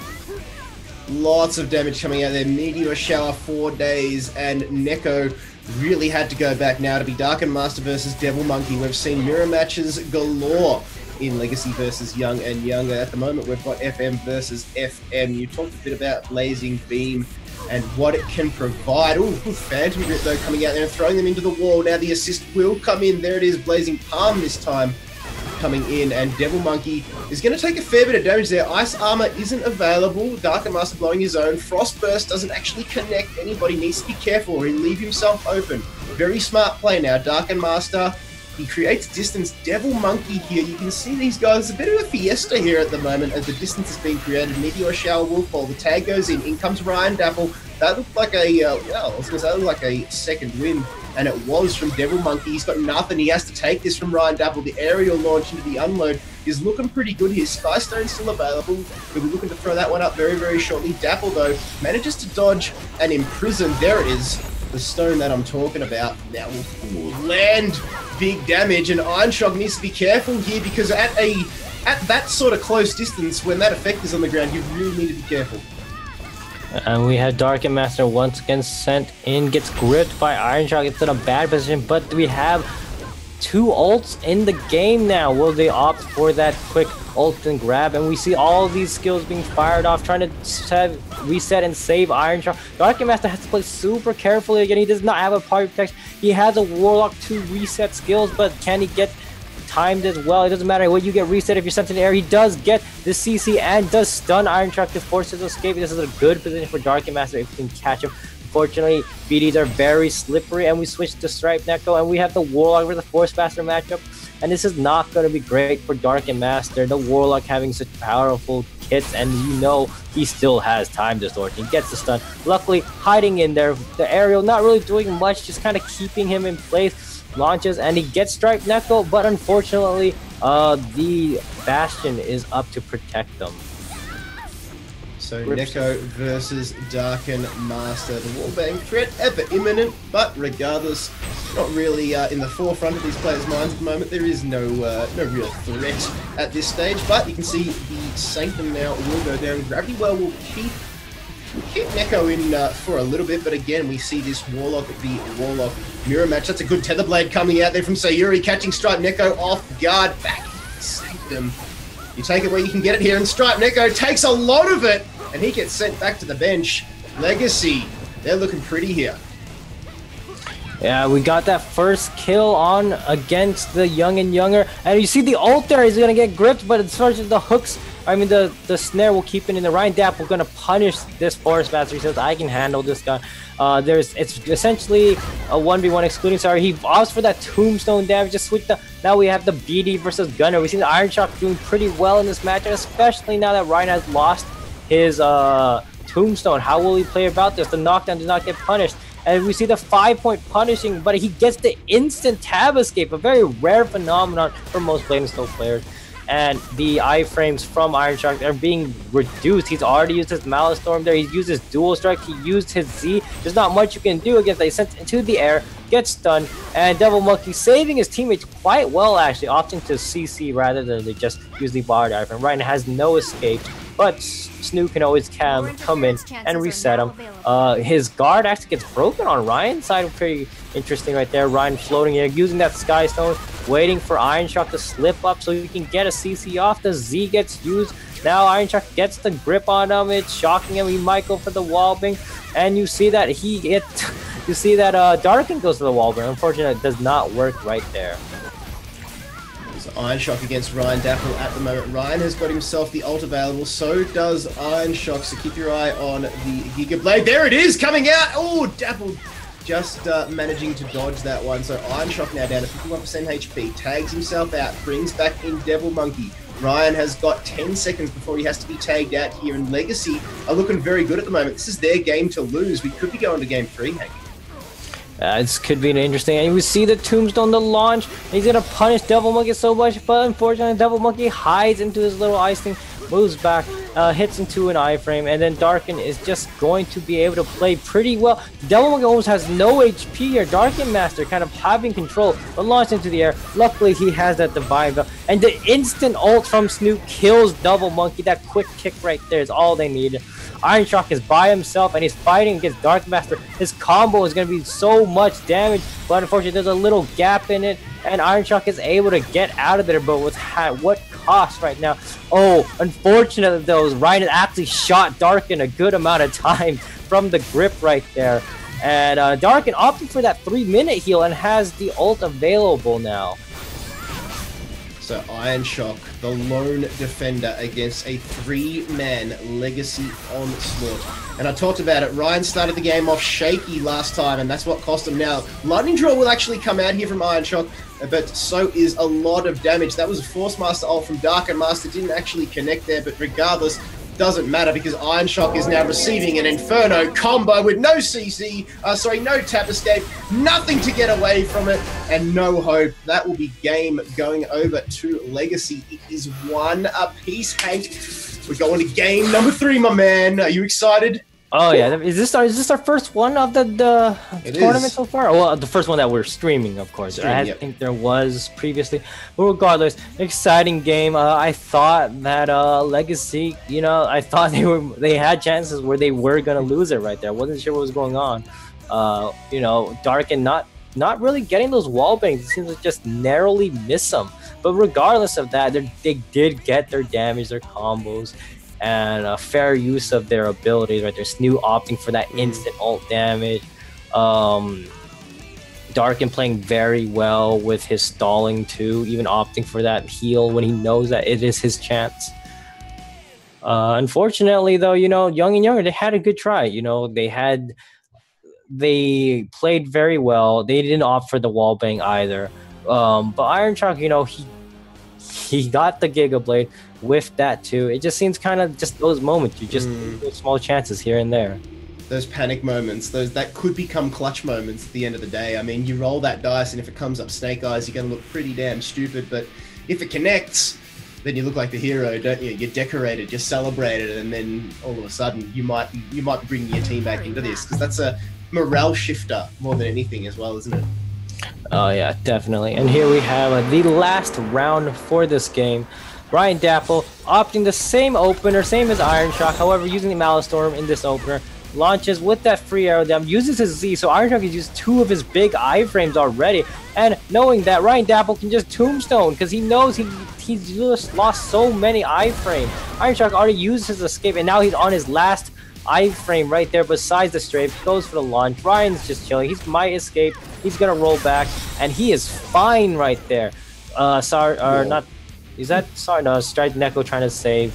Probably going to reset his teammate, but a little too late. Iron Shark did not get a reset right there.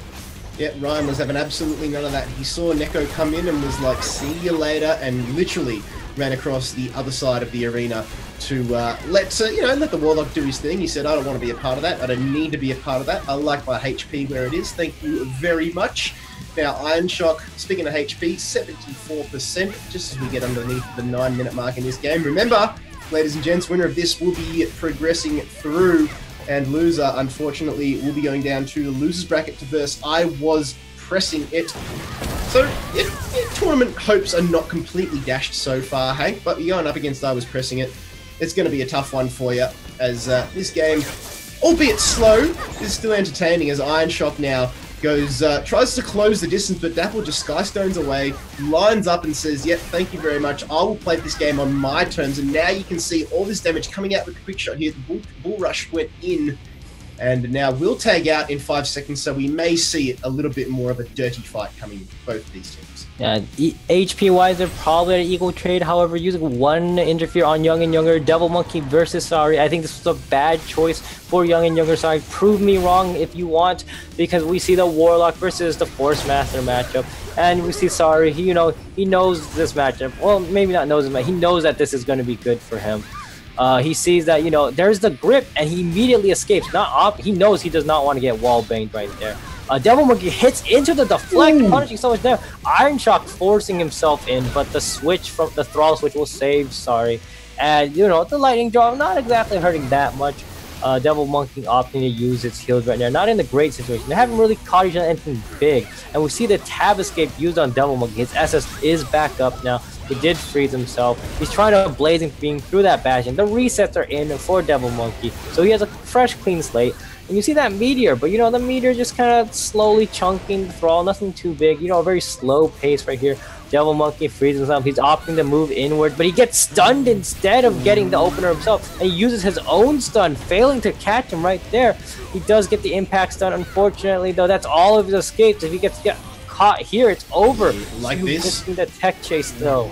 Ooh, I was gonna say, just narrowly missing the chase. Yes, there was the second win, there was the sidestep, they were both down, and the combo, it was about to open. You could see it. You could see Ryan's eyes just light up. I mean, Sayuri's eyes just light up, but regardless, they will get the tag off. Iron Shock will come back in, and it will be Ryan again versus the Blade Dancer Iron. Skystone is up for the Gunner, and he will take there now and just shoot a little bit of lead rain. Regardless, not going to be too much.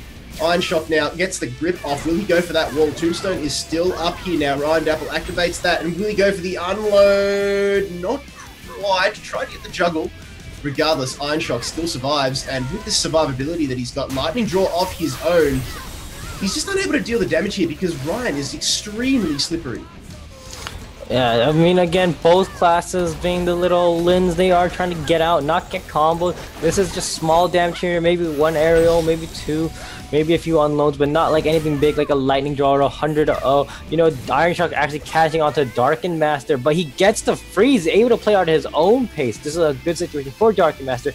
Along his tag of say, Iron Shock thinking, alright, this is fine, I'll get my iframes back. It's hit by the daze, then the stun. And now we're going to see the big combo. Unfortunately, Iron Shock does use his escape right there. Then he has a Z iframe. Will he be able to capitalize? Is he opting to stay? What are your choices here, Young and Younger? So with 12 seconds left, Iron Shock will be forced to tag out. Darker Master sees that, and he's just happy to sit in ice armor and hop palms left, right, and center now. Blows the Inferno. Iron Shock needs to be careful here. Doesn't want to use one of those assists when he's got to tag out. Lightning draw just at the just as a parting gift as he left the arena there. Sayuri versus Striped Neko now. So again, Warlock versus Warlock mirror match. Having a look at all these blocks coming out here from Sayuri. He knows what he's doing. In goes the Sanctum for both of these guys, and an Imprison and Soul Shackle as well. But the thralls are literally on top of each other here. Don't know what's going on here, Hank, but I like it. I don't know which thrall is which, but we now know. We can see the time distortion with Striped Neko, and we see, though, it's going to be punished. Instead, he gets the aerial because he didn't get the Bastion off. You should have iframed first. Striped Neko might just lose it all because he got too greedy for that damage, and that is a loss of a Warlock. You have Devil Monkey. Here's Sari's. They're not really using that many interferes on Legacy side. You see that ult, and he's just going to switch. He's not going to get gripped because Ryan is like, alright, I've seen this trick like 4 times already. Ryan just gonna let him do whatever he wants. He's in the Veil. What's the point? But Devil Monkey, unfortunately, uses his escape instead of just hiding in Veil. And he's in a bad situation. He used both of his escapes right now. That ice is the only thing protecting. Ryan can get a full combo and just finish him from here. Luckily, he still has Iron Shock there. Ryan hitting into the Ice Sheath. And again, Sky Stones for that protection. Chunking Devil Monkey, because Devil can't really counter to that aerial damage. And there is that long combo. Ryan knows that Devil Monkey has no escapes. So Devil Monkey, speaking of the man himself, is forced to... He does survive with 3% HP, but in comes Iron Shock now. 1 minute 40 seconds left on the clock. There's a lot riding on his shoulders here at the moment. Ryan, Dapple, and the rest of Legacy. It's their game to lose at the moment, but Iron Shock has got that survivability. What else has he got? He's got a Phantom Grip, but now Dapple will bring back in... I think it was Darker Master that came back in the FM. Yes, now Lightning Draw from Iron Shock, trying to find some kind of damage, but Dapple is just too switched on. Devil Monkey comes in for one of his last assists. Needs to be careful. He gets taken out on the assist! So they've lost their Force Master while he was tagging in. Darken now will blow his own second win. Iron Shock now, he has got the world in front of him here. He's got to make something happen. We can see the Frostburst now coming out. Darken Master comes back in. It's going to be FM versus BD. Darken Master looking to round this one out. There's the stun. There's nothing on the side of Iron Shock. He's got Flock, but that is it. And there was no escape. And Legacy take the game. Hank, the reverse sweep in the end. I think Ryan just woke up and decided, all right, this is an actual game now. But definitely good try on Young and Younger. There were moments that I thought they had it. You know, Stripe Neko playing very phenomenal in those Warlock Mirror, which cannot be fun all the time. Devil Monkey again using that Blazing Beam, trying to opt for that damage. Unfortunately, his escapes were kind of just baited out very well. Ryan does a very good job of stacking CCs, especially since you have to fight a Blade Dance. You can't stun or daze a spinning Blade Dancer. What you can do is knock him down, and that's all you need for a gunner. You knock him down, followed up with the Daze Bomb, which goes to defense anyways, and goes for the instant aerial. And just repeatedly just careful about stacking these stuns or these knockdowns and these dazes. Ryan playing very well in kind of a downhill matchup for most gunners. So I believe that is first and second seeds going into tomorrow. We'll just wait for a whisper from the producer for that one, but I believe Legacy and Guardian will be the first two teams that will be going through to the final stage on Monday for you. If anybody is watching from Australia, that's Tuesday for us. But regardless, actually, no, they are going to play off to determine the seeding. So we are actually going to go the whole way through. So Legacy and Guardian, now we're just playing for seeding. So we will actually complete the tournament. And it's just going to be it's basically just going to be who is going to come out with first, second, third, or fourth going into the finals bracket, Hank. So not bad at all. We actually get ourselves a clear determination of who is the best. Yeah, definitely the Legacy versus Guardian. This is definitely a match to look forward to. You have the dominant Guardian with their seed 1 standing with only one round loss under their belt. But you can almost say the same for Legacy. I believe they have not lost. Oh, my mistake. With Legacy, they've lost 2 rounds each. So it kind of shows the difference there in total wins. But besides that, we have an actual game. We have the 2 gunners on each side, 2 warlocks. And just the last person, kind of the differing moment. You have the Force Master with its Ice Sheath, the Ice Stalling, and the Phantom Grip Wallbang, which we haven't seen too much of today. You know, maybe Dark is just a little off his game, or maybe they just don't opt for that in that team comp. But we do have Guardian instead of a Force Master having Destroyer with the same type of iframe, Ice Sheath, Iron Plating. It's actually the same thing, even has the same global cooldown. But the Destroyer also running the same Wallbang. Again, we have not seen the Bears use that Wallbang in the last game that we saw. So, you know, maybe we'll not have to see Wallbangs this round. Who knows? Destroyer definitely probably the most threatening when it comes to the Wallbang. I mean, you can just sit there in that red spin and basically win the game from then on out if your opponent's got absolutely nothing. So definitely the most dangerous. Yes, we haven't seen it from De Beers yet, but De Beers, not necessarily a Destroyer player, might think, hey, I've come so far without using the wallbang mechanic, I may as well just keep going with it. If I've become this good that I'm training up without it, why would I need to use it, even if there's money on the line? So yes, the mechanics in the game, yes, it's usable, yes, there are questions around it, but hey, that's part of the tactics and what people need to think about. So let's start it off. It's going to be Legacy versus Guardian for your seeding. Ryan, Dapple, and Yis to start things off. We have Ryan Dapple with his favorite opener in the sky. Yasuni just trying to deal with it. Actually gets a 15-second chunk. Hits into the counter. Counter doesn't really do anything if there's no target. Unfortunately, that's just how that counter works for Ryan Dapple. Use the tombstone for that extra iframe. He knows how to carefully play this.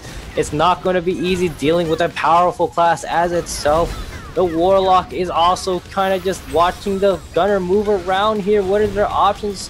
Snoo decides to just reset Ryan Dapple. Maybe just needs another chance. That's what all Yasuni just uses resets too. The moment that Thrall is gone, I'm expecting Ryan to go in pretty heavy. But, you know, he just rolls off of that, escapes off of the Imprison. And now it's his turn. Unfortunately, losing his Daze Bomb into the Bastion. That's a big thing right there. But he gets the V2 launch into the air, unfortunately the Bears comes to save, disables that entire combo, and we're gonna have Ryan Dapple completely disengaged at 100% HP, mind you. Not bad at all. Still sitting pretty, and we're just under 1.5 minutes into the game. Well, nearly 1.5 minutes into the game now. The Sanctum will come out from Yasuni. Ryan Dapple playing this game a lot better than we saw in the first round. But as I say that, it's the commentator's curse. He gets chunked down to 50% HP thanks to Yasuni. He has the Skystone to save him. Throws down a little bit of lead rain for good measure. But regardless, he's taken it to the head.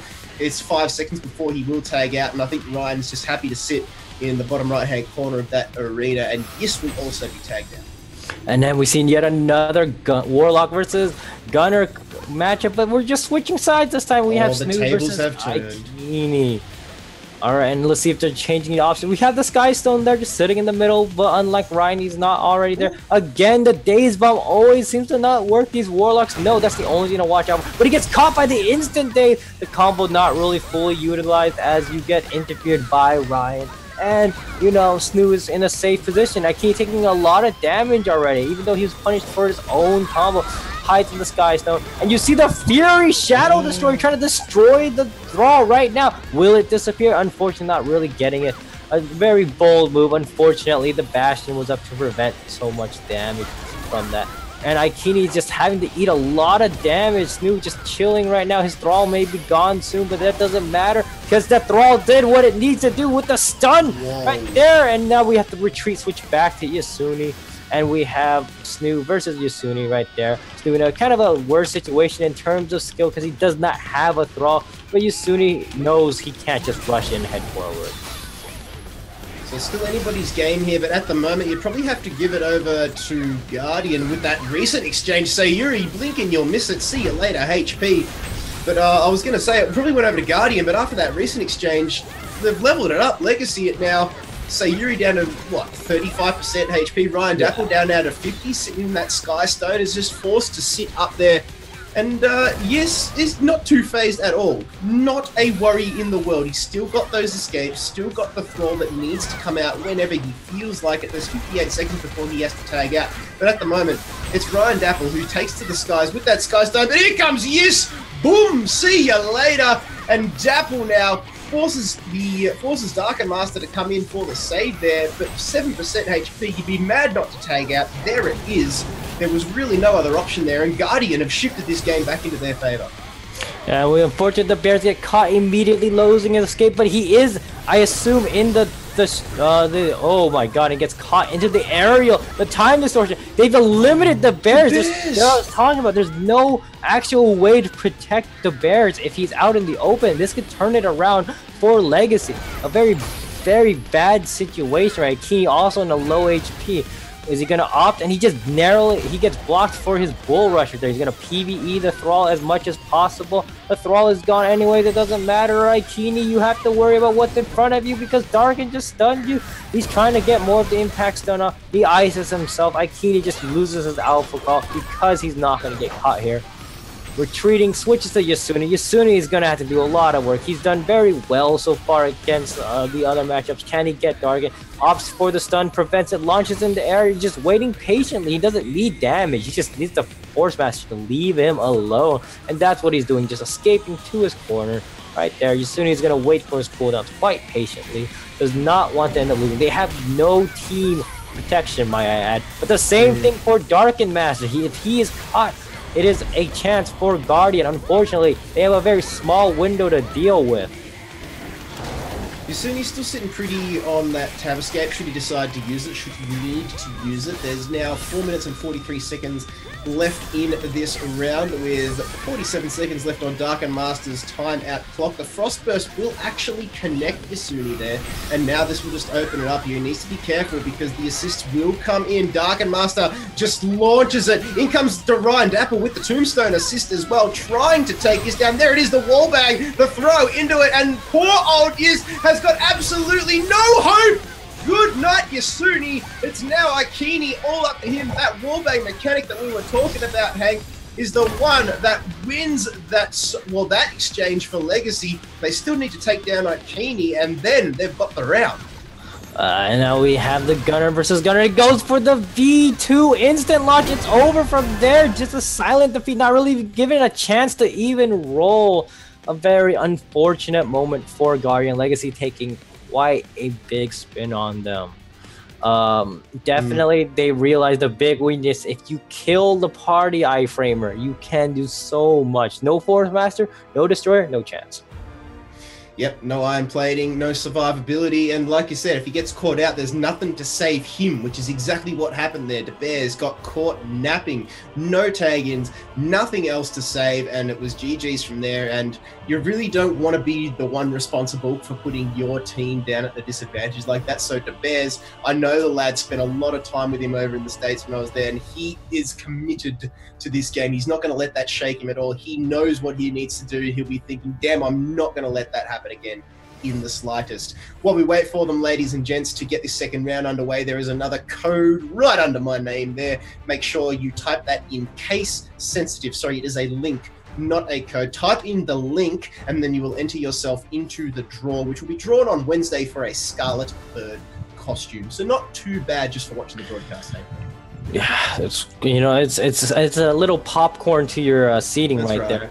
But yeah, definitely Guardian. I hope they can kind of give more of a better result. It was kind of harsh seeing. You see, Yasuni had such a good advantage. He guard broke Snoo, then stunned, then instant launch Snoo. A great combo right there, not often used. But, they didn't get the kill from that. Or you had Yasuni also use his ult, but he got frozen by Frostburst, actually. His ult was canceled.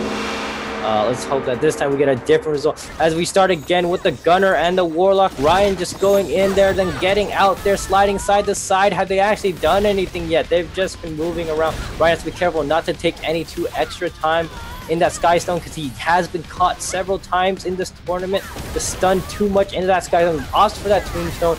Goes forward and back with the Bull Rush days, then the 2 days. Unfortunately, got caught himself. Not really sure how he didn't hook out of there. Yasuni playing very well, hurting Ryan about 40%. Ryan does have his hooks, and he's out of hooks right now. He has to switch, and there's the wallbang we were talking about. Stu taking so much damage. Unfortunately, fortunately for him, at the very end, it seems like the Bears ran out of focus and Stu was able to get his Bastion up.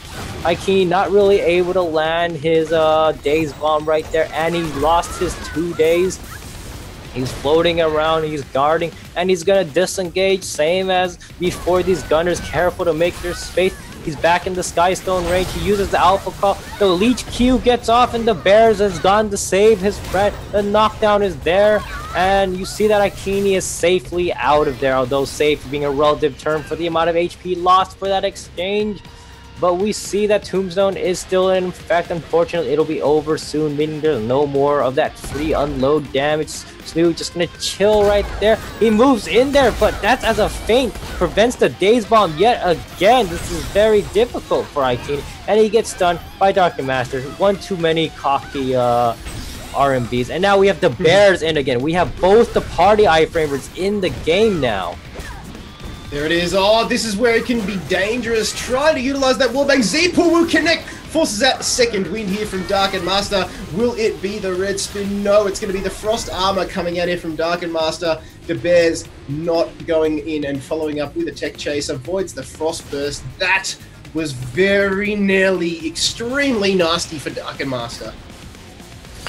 We have the Bears healing it up. He's ignoring everything, uses his iframe charge, and we see that he uses a blue buff, goes for the aerial, goes for the knockdown. Unfortunately, though, he is safe. Darken Master not really safe, actually. He's actually withdrawing in the corner. The Bears completely unscathed from the exchange, 100% HP. He follows up with the blitz. Unfortunately, gets pushed back by Impulse, and he gets hit by the knockback. Unfortunately, Bears knows he can't complete the wallbang. Might as well disengage. He has no escapes.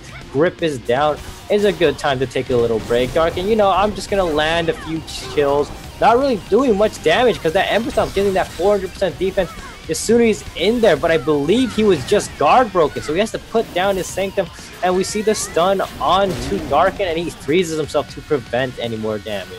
I think Darken accidentally used his second wind there as well. There was no combo coming out from Yes, and while that was on cooldown, he realizes, I have to tag out now because if I get caught, I am in trouble. And speaking of getting caught, Sayuri gets exactly that. And again, Legacy, they drop a member, and this is really cost them coming into in their previous rounds. They lose one member, they lose a game, and then they're struggling when it comes to the third round. But Yes and Guardian are looking pretty damn solid at the moment. We've taken down, well, probably the #1 damage dealer. Dabble is a close second, but the Warlock Sayuri Snoo is out of this fight. Definitely a good position right there. They notice Darken already uses Ice iframe, so they can just punish Snoo immediately.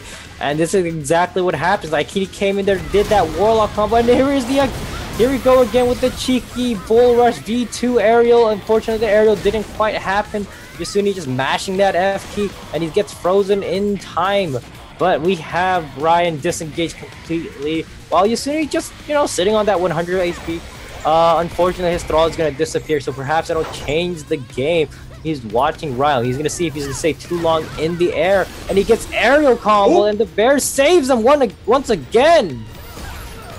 Bears, yeah, coming in and using his last tag in, his last assist until the reset to save Yasuni there, and probably a smart thing to do because they know each other. Yes is a fantastic Warlock, and to keep him alive would surely do your chances the utmost. Now, the tag out will come across. Dapple, 20 seconds till the tag out of his own, so if you're trying to make something happen here, blows the tombstone, so does Aikini, so it's a good old Gunner versus Gunner brawl here at the moment. Dapple needed to tag out because Aikini had the wind over him there. Legacy are not looking good at the moment. They are hurting with just over 5 minutes left to play. Both of these guys calling in an assist now. Dapple comes in to help Darken, and Yes comes in to help Aikini. Regardless, both of these guys, they kind of cancels each other out there. Yeah, I like Darken almost setting up for that wallbang, almost perfect, but Aikini coming, or not Aikini, Yasuni coming in, then gets the quick little ult onto Ryan, and now Darken gets it that caught with the cheeky V2 launch right there, and here's the combo. Is this it for Aikini? He has 11 seconds on his, and Yasuni cannot help the wallbang. Yep, gets taken down, but Darker Master, he drops that combo, and in comes the Bears to start things off, and wow, 23% HP left for Darker Master, so look, Legacy can do it, but with a tag like that, they're lucky to be alive because the Bears were spinning to win, and Dapple and Darken were lucky to avoid certain doom from that. 27 seconds is on the tab escape for Ryan Dapple. He needs to be careful of that. I don't know if he's noticed it, because if he gets caught out, he's going to be in trouble. Blows an ult that come out there.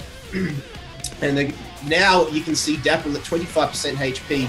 Yes and DeBez looking to close this one out. There's the aerial. It's Dapple stuck up in there in that Skystone. DeBez can't touch him up there, so he can sit there for as long as he wants at the moment. Now Tombstone will come down, but he will drop into the spinning Destroyer, who goes up, launches him, brings him down with a pile driver. The Rupture's trying to come out from Yes to close this one out, but in fact it will be the time distortion. Dapple and Darken flirting with death here at the moment. And the Bears, you know, chilling with his max HP, gets his focus back because of the iframe. And, you know, he's taking a chunk of damage from unload, but that's all right. Ryan Dapple having to be the one to engage. He gets caught by the aerial right there. Escape being used, and you see the blue buff. There's nothing to worry about. He can just keep going. Who's going to stop the Bears? Caught in mid-freeze for his blitz. Quite a romantic fountain right there. Unfortunately, he does switch out, so poor Darkin has to deal with a fully ramped up Yasuni, but he hits both escapes really fast, opts for the 3-minute free. Yasuni has no escapes on him, but you know what you can do as a Warlock? You can just summon your throw! And then we're going in with the Wing Storm, trying to chunk him with the Wing Storm, using the PvE one, probably chunks about 10% HP per tick or so. And you see the Thrall just trying to get the stun in, unfortunately kind of whiffs him. And there we see the big ult right there. This is really bad for Akini. Luckily he has Sanctum, but the Thrall is gone. Is Darkin about to take his team back from the depths of hell? Who knows, but the Frostburst comes down and actually collects Yasuni there, so with 2 minutes and 22 seconds at the moment, you'd probably have to give it over to Guardian in terms of the counts, but Legacy, they've actually been doing alright considering they've only had 2 members most of the game, but that'll be it there. That aerial will stand it out. Yes, manages to catch Dark and Master off guard, who had no second wind available. And we're leveled it up. Here we are again, Hank. We're going to game 3. Yeah, definitely much better on the side of Guardian. They dealt with, again, it seems to me like Ryan is the coin toss in this game, but of course you can't forget that big finish on Snoop early on was definitely the turning point. That being said, they did hold up very well, might I add. Absolutely, and I think De Beers just finding his footing there on the Destroyer, coming in at the right times to save with those iron platings as well. We haven't seen too many ults be of monster value, but that's because they've been negated every single time. Yeah, you know, the Warlock ult takes a long time. The first tick, of course, you can't avoid that. But the second, third, whatever, I think it hits almost 4 times. Just tag out, get out of range. There's so many options. The Destroyer stun, of course, it's still a stun. You can opt to escape out of it, and you're Gucci, you know. And Gunner ult is actually not very effective in 3v3s. You have the option of a flash, which is like Sin's escape, but it doesn't do any actual CC. It simply blinds your opponent. And it does have quite an interesting animation. And then you have the sniping shot, which takes time to charge and fire, which is, again, a large opening. So ult-wise, we're not expecting much from the Gunner. The Warlock ults have been fired. The Force Master ult's been used when it can, but, you know, nothing too great about that. I will say these Gunners love using the V2 launch, which you, if people don't know at home, it's full rush is your V, which moves you 8 meters forward, followed up by your 2 days, which is 16 meters. Essentially, you're attacking from about 24 meters, and they can't do anything about it because you're not in range during this animation, really. A very powerful way to just get your free aerial. Well, ladies and gents, we have got the 30-second timer. Let us know who is going to take this one out. We're going into game number 3 of this best of 3 series here between these two teams, Guardian and Legacy. Currently, the only 2 teams undefeated left in the winner's bracket at this point in time. One, unfortunately, will be having to relinquish that title. They'll go down to the loser's bracket, and then they will be going up against the winner of I Was Pressing It and Bag Milk. So that'll be interesting because that is the loser's bracket game that will be going on after this one. But let's get this one underway. Game number 3, Legacy versus Guardian. We see Ryan trying to go for the instant daze bomb. Unfortunately, soon he's tired of that and just bastions it. Ryan using most of his iframes, tombstone, and his barrier, his 5 and he gets punished, launched into the air, lost already 50% HP off of the area. Ryan, you have to get out of there. Your Skystone isn't gonna work every time. And he uses the Alpha Claw so he doesn't get caught, you know, escapes that daze, but unfortunately, or fortunately for him, he has a reset from Snoo, and now Yasuni's the one who's going to disengage because he knows how bad that can be. He sets up the Bastion again, prevents that Daze Bomb. Ryan needs to land those 3s, but unfortunately not really able to land it. And he gets stunned himself, losing his escape, hides in his Sky Stone, trying to punish onto Yasuni, but he's just going to block it. Cause that, throw that little bombard. Oh, but Yasuni eats a chunk of damage right there from the arrow, just trying to do that one bombardment right there. Got 2 green, and wow, the Bears actually gets a blitz and stopping right in his place. Fortunately, Yasuni is going to use this time to breathe rather than to go in there and risk being punished by the other interferers. Smart play from Yasuni in there, considering he's got, what, 44% HP left at the moment. Now he'll throw down his Sanctum, and he'll get a little bit of that one back up. He'll throw in the Thrall, and Dapple needs to be careful here because Yis can really open up the account. Again, he tasted the skies, utilizing that Sky Stone. The Thrall will come in. Just avoiding it was Ryan, but 10 seconds he'll be out of here. So is Yasuni. Then we'll have another Warlock versus Gunner matchup. It'll be Aikini versus Sayuri. It's all about this cheeky last second damage here. It's actually going to go over to Ryan this time, forcing an early tag from Yis. Yeah, those crits on the Tombstone unload is not a fun thing to deal with. That advantage was completely lost. And now when you say Aikini versus Sayuri, will you land it? There's the Tombstone already. And unfortunately, the Daze Bomb doesn't work again. Tell these gunners how to do it, please. And now you're going to hide in the Skystone, opts for another Skystone, just gliding across the arena. The Bears running with the Fury to destroy the Thrall with the Shadow build. Does he get it off? And there's the Execute! And unfortunately, the Thrall is dead. Aikini, though, taking so much damage. He forgot to protect his teammate. This could be it for Guardian. Yes, now he will come in. He's got 38% HP. Darken Master, meanwhile, the Force Master coming in for Legacy. It's a good old-fashioned ranged. Who's going to throw it? Who's going to catch it at the moment? Yes is throwing. Darken is catching with his teeth. 50% HP left. Sorry, 59% HP left. He will tag out, and Ryan Dapple will come back in. So they know who they want to go up against two here. Always it's been Ryan against Yes. Always it's been Sayuri against Aikini. Aikini out of this one now. It's Legacy's game to lose. Ryan needs to stay alive and not get caught, like we've talked about, in that Sky Stone, like he has done several times. There's your Daze Bomb, Hank. You happy? Yeah, unfortunately, that's because Yis is actually in the wrong spec. He's in the tag-in build. He's not here for a fight. And now he's being punished for it. Now he's switching out. The Bears is in here. Unfortunately, though, this means he has no real friends to protect him. And now we have Sayuri just gonna take this. He knows that the Bears is gonna have a hard time doing a mixed build between Force Master, Gunner, and Warlock. He's playing the luck of the draw, and he's gonna see what's happening. And so far right now, the Bears is playing well, but he's out of focus. And there's the punish for it. No focus, no spins.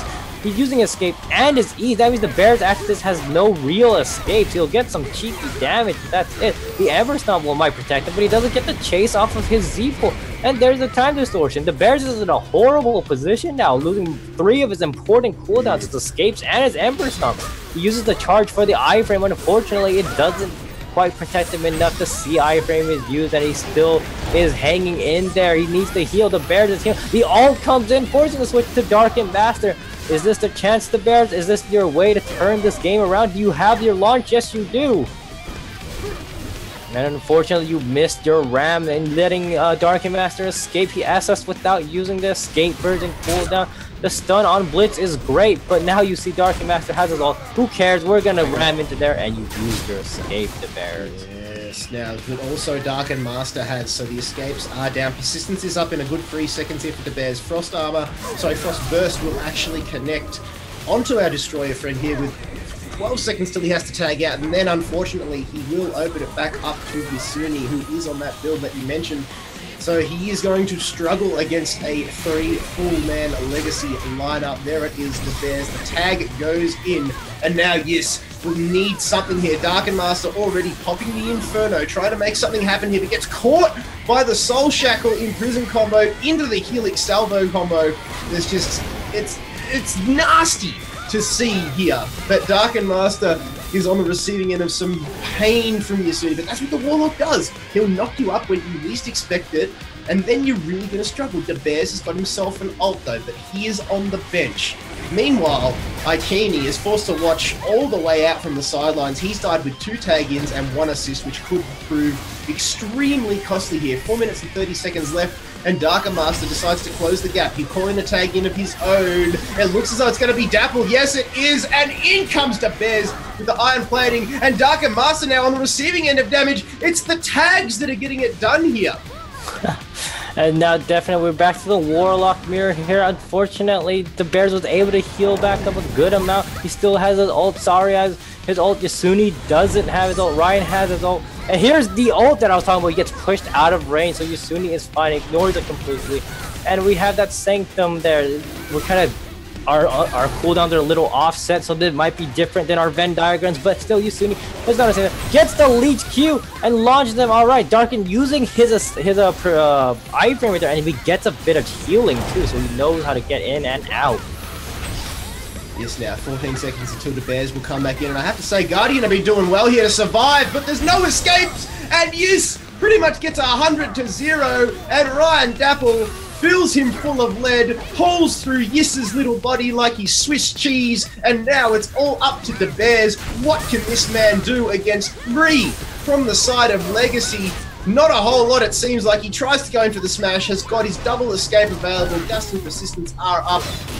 But I'll tell you what, when he's on the ground or in the air, he's taken a lot of damage, and there's not really much the Bears can do about it. It's now he'll pull out that stone shield, just trying here.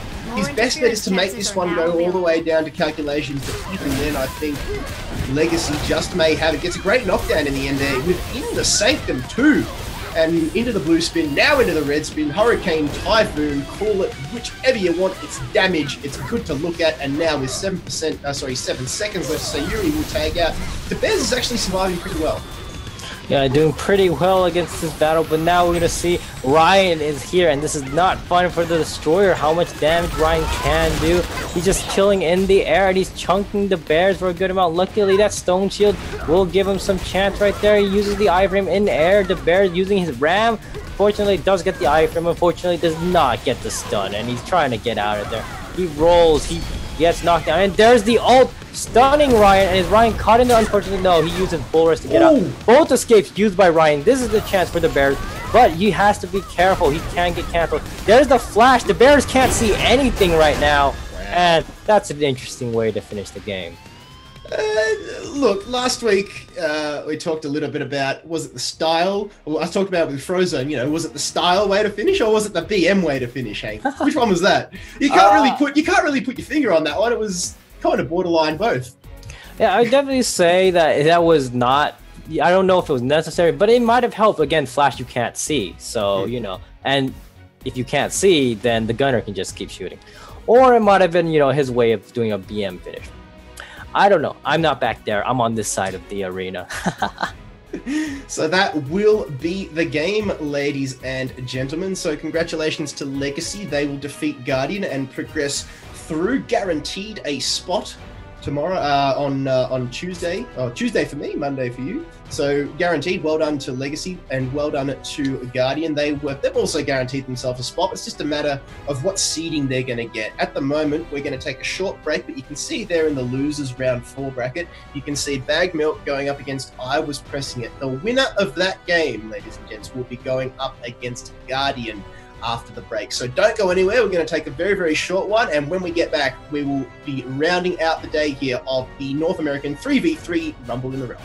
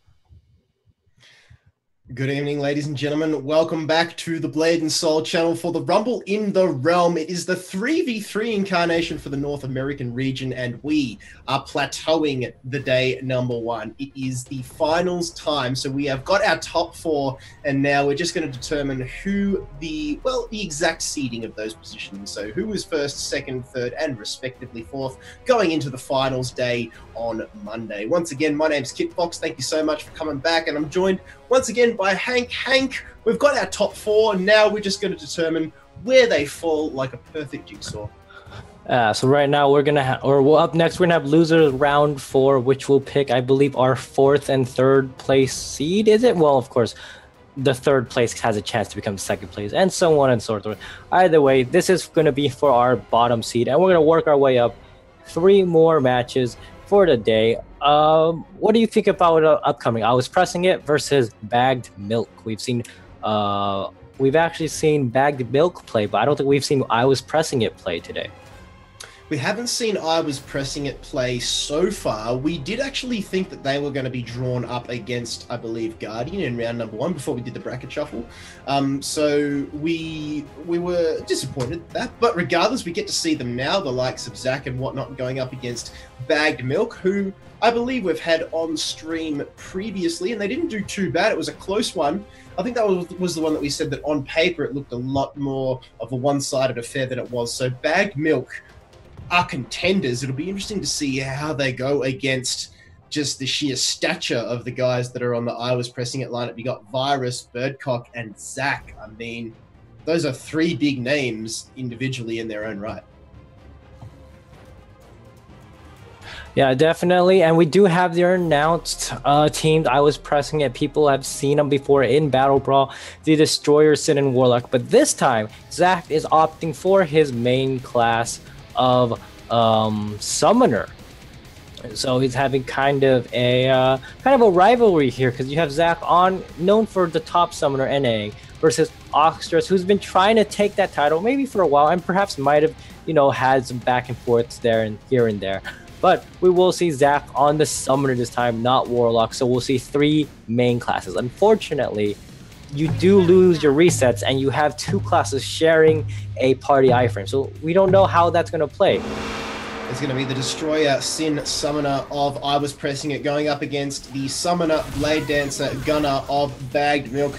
Let's see who's going to come away with the victory here. Don't forget, these 4 teams have qualified. It's just about seeing where they pick their seeds up already for the finals day in 2 days' time. So let's start it off. Oxtra taking a lot of damage already. You can see Virus wasting no time. Oxtra down to below 20% HP already. Not much the Summoner can do other than stick the hand out and said, "Tag me, boy."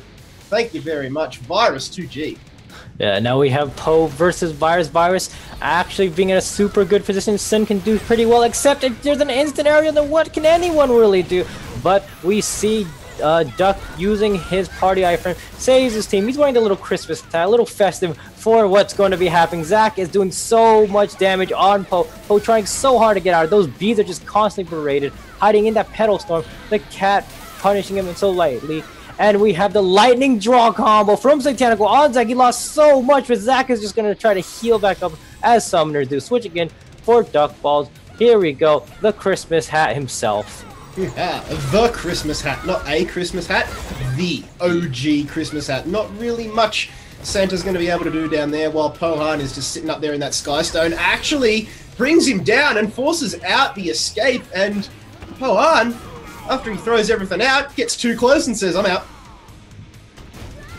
And we see the wall bang here. Are we actually going to get it done? And it's properly done. And the focus might be running, but they're not really prioritizing any damage. And they switch out because they did not want to waste some interfere on the damage.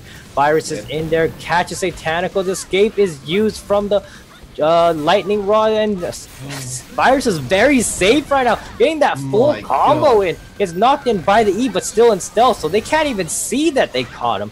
Poe is in the game now. Can he catch Virus? The Sin here. He's running in there. He's getting stealth. Poe hits stealth the party decoy with his SS. The Daze Bomb lands and Virus says, "No, thank you. Let me grab my flower." He's going in there. He's retreating. He's playing around Poe, not really getting any real hits on him.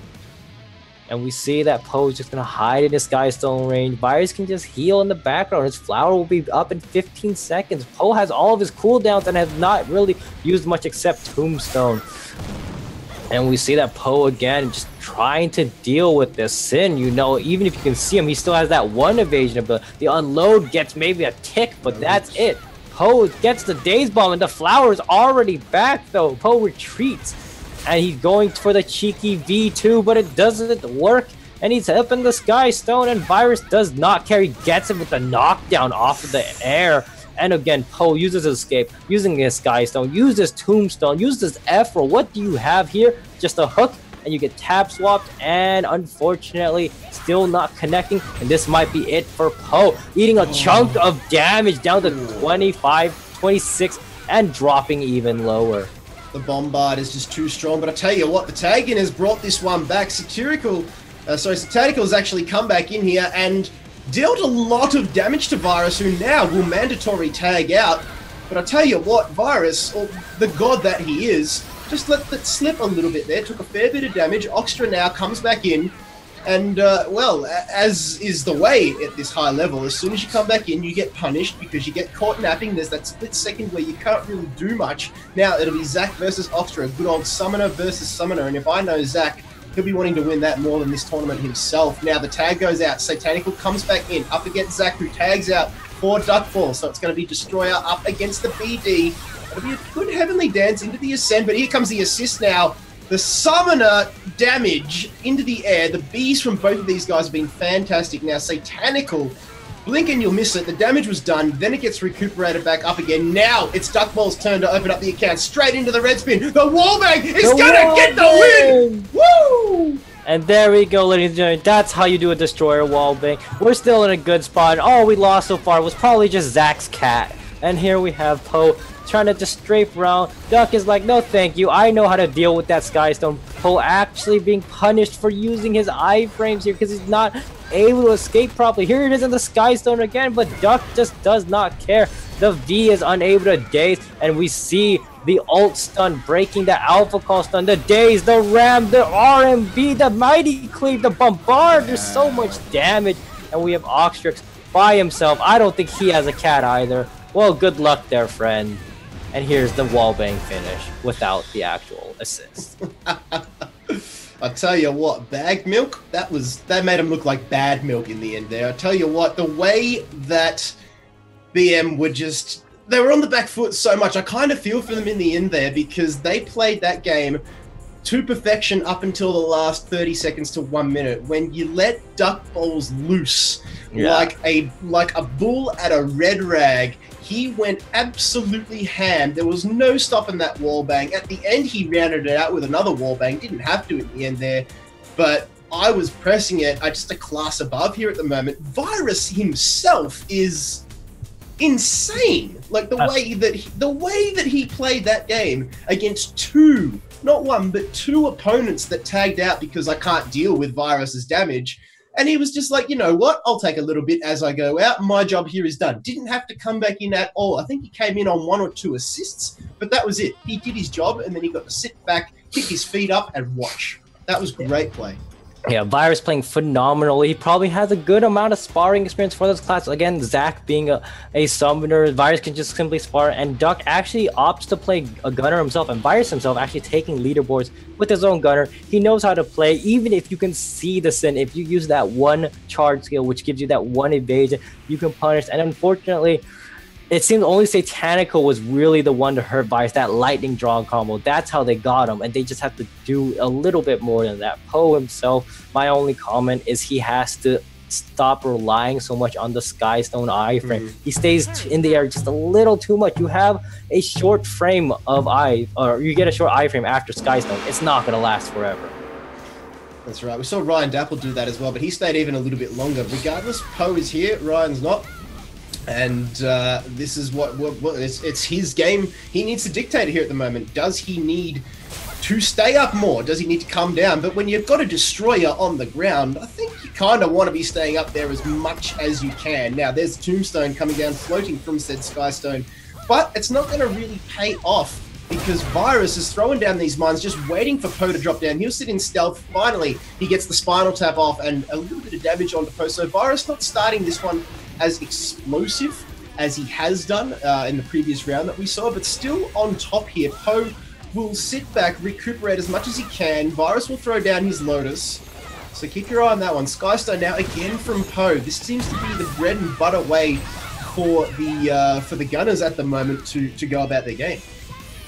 Yeah, Virus playing still not as dominant, but he is controlling the match, able to know which skills hit from the aerial Skystar. But here's the trouble now. Satanical is here. Can Virus deal with that Blade Dancer, that AoE, that launch, and of course the 5-point is gone. Virus already immediate has the advantage. He gets the knockdown, switches to the flower. He has no escapes. Virus, is your option going to stay or leave? Are you going to opt in? And you get gripped, and that's a bad situation right here. Duck goes immediately to save his teammate. Virus is going to be out in 17 seconds, but we had Duck trying to get some damage. Unfortunately, not really. And he gets launched in the air, and there goes another escape, or another interfere used by Zach. Unfortunately, can't really catching Satanical right now. And we're going to have the Virus not really doing too much. Going to probably web him in the air. Oh, gets the aerial combo. And now we have Duck's turn. Satanical coming out. This is good from the Blade Dancer. Needs to keep his distance. You can see how well Duck Balls are just comfortably just sitting in a blue spin here like it's absolutely nothing. And it's almost like I'm 12 again and I'm letting them rip in the schoolyard. That's all I'll say about this. Satanical blink and you'll miss it. Gets blown up. Blown up in the end. Now Oxtra comes back in and levels it back up. Oh wow, this is good play. The Summoners getting 2 monstrous kills. And seems like we might actually have some sort of technical difficulty. Zach does not seem to respawn, and there we have a disconnection on Zach's side, so we might have to repeat a round. This will be interesting because this will be interesting depending on what the call is that comes out from here. I can tell you, Zach will be saying that I've disconnected, and it is going to be a rematch.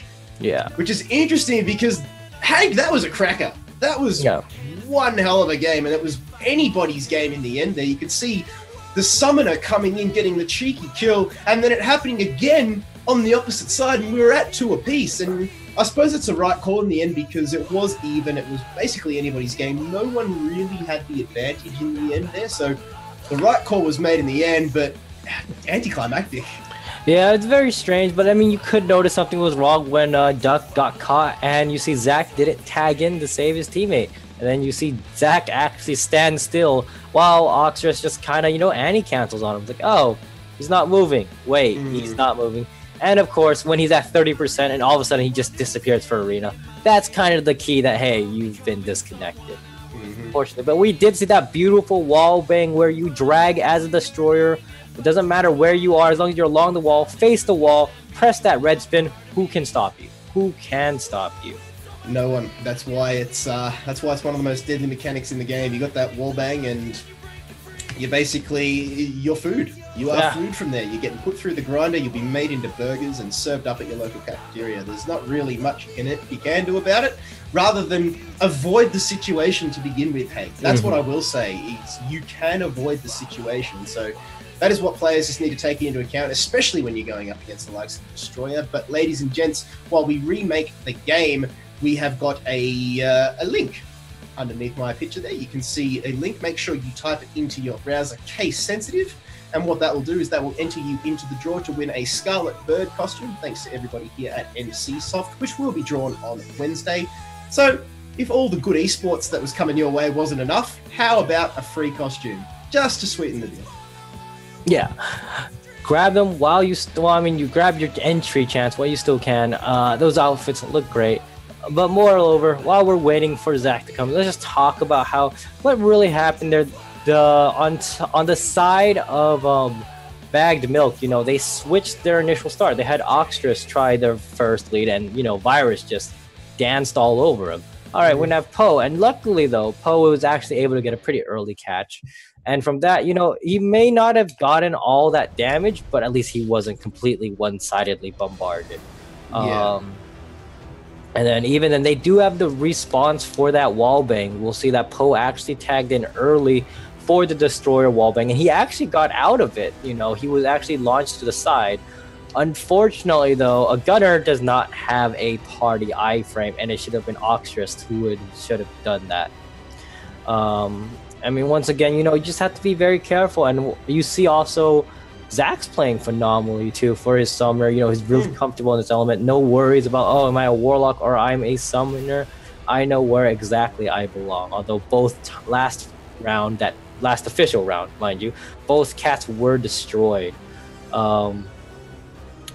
So then, while we're waiting for Zach's team, what do you think that Team Bag Milk has to change?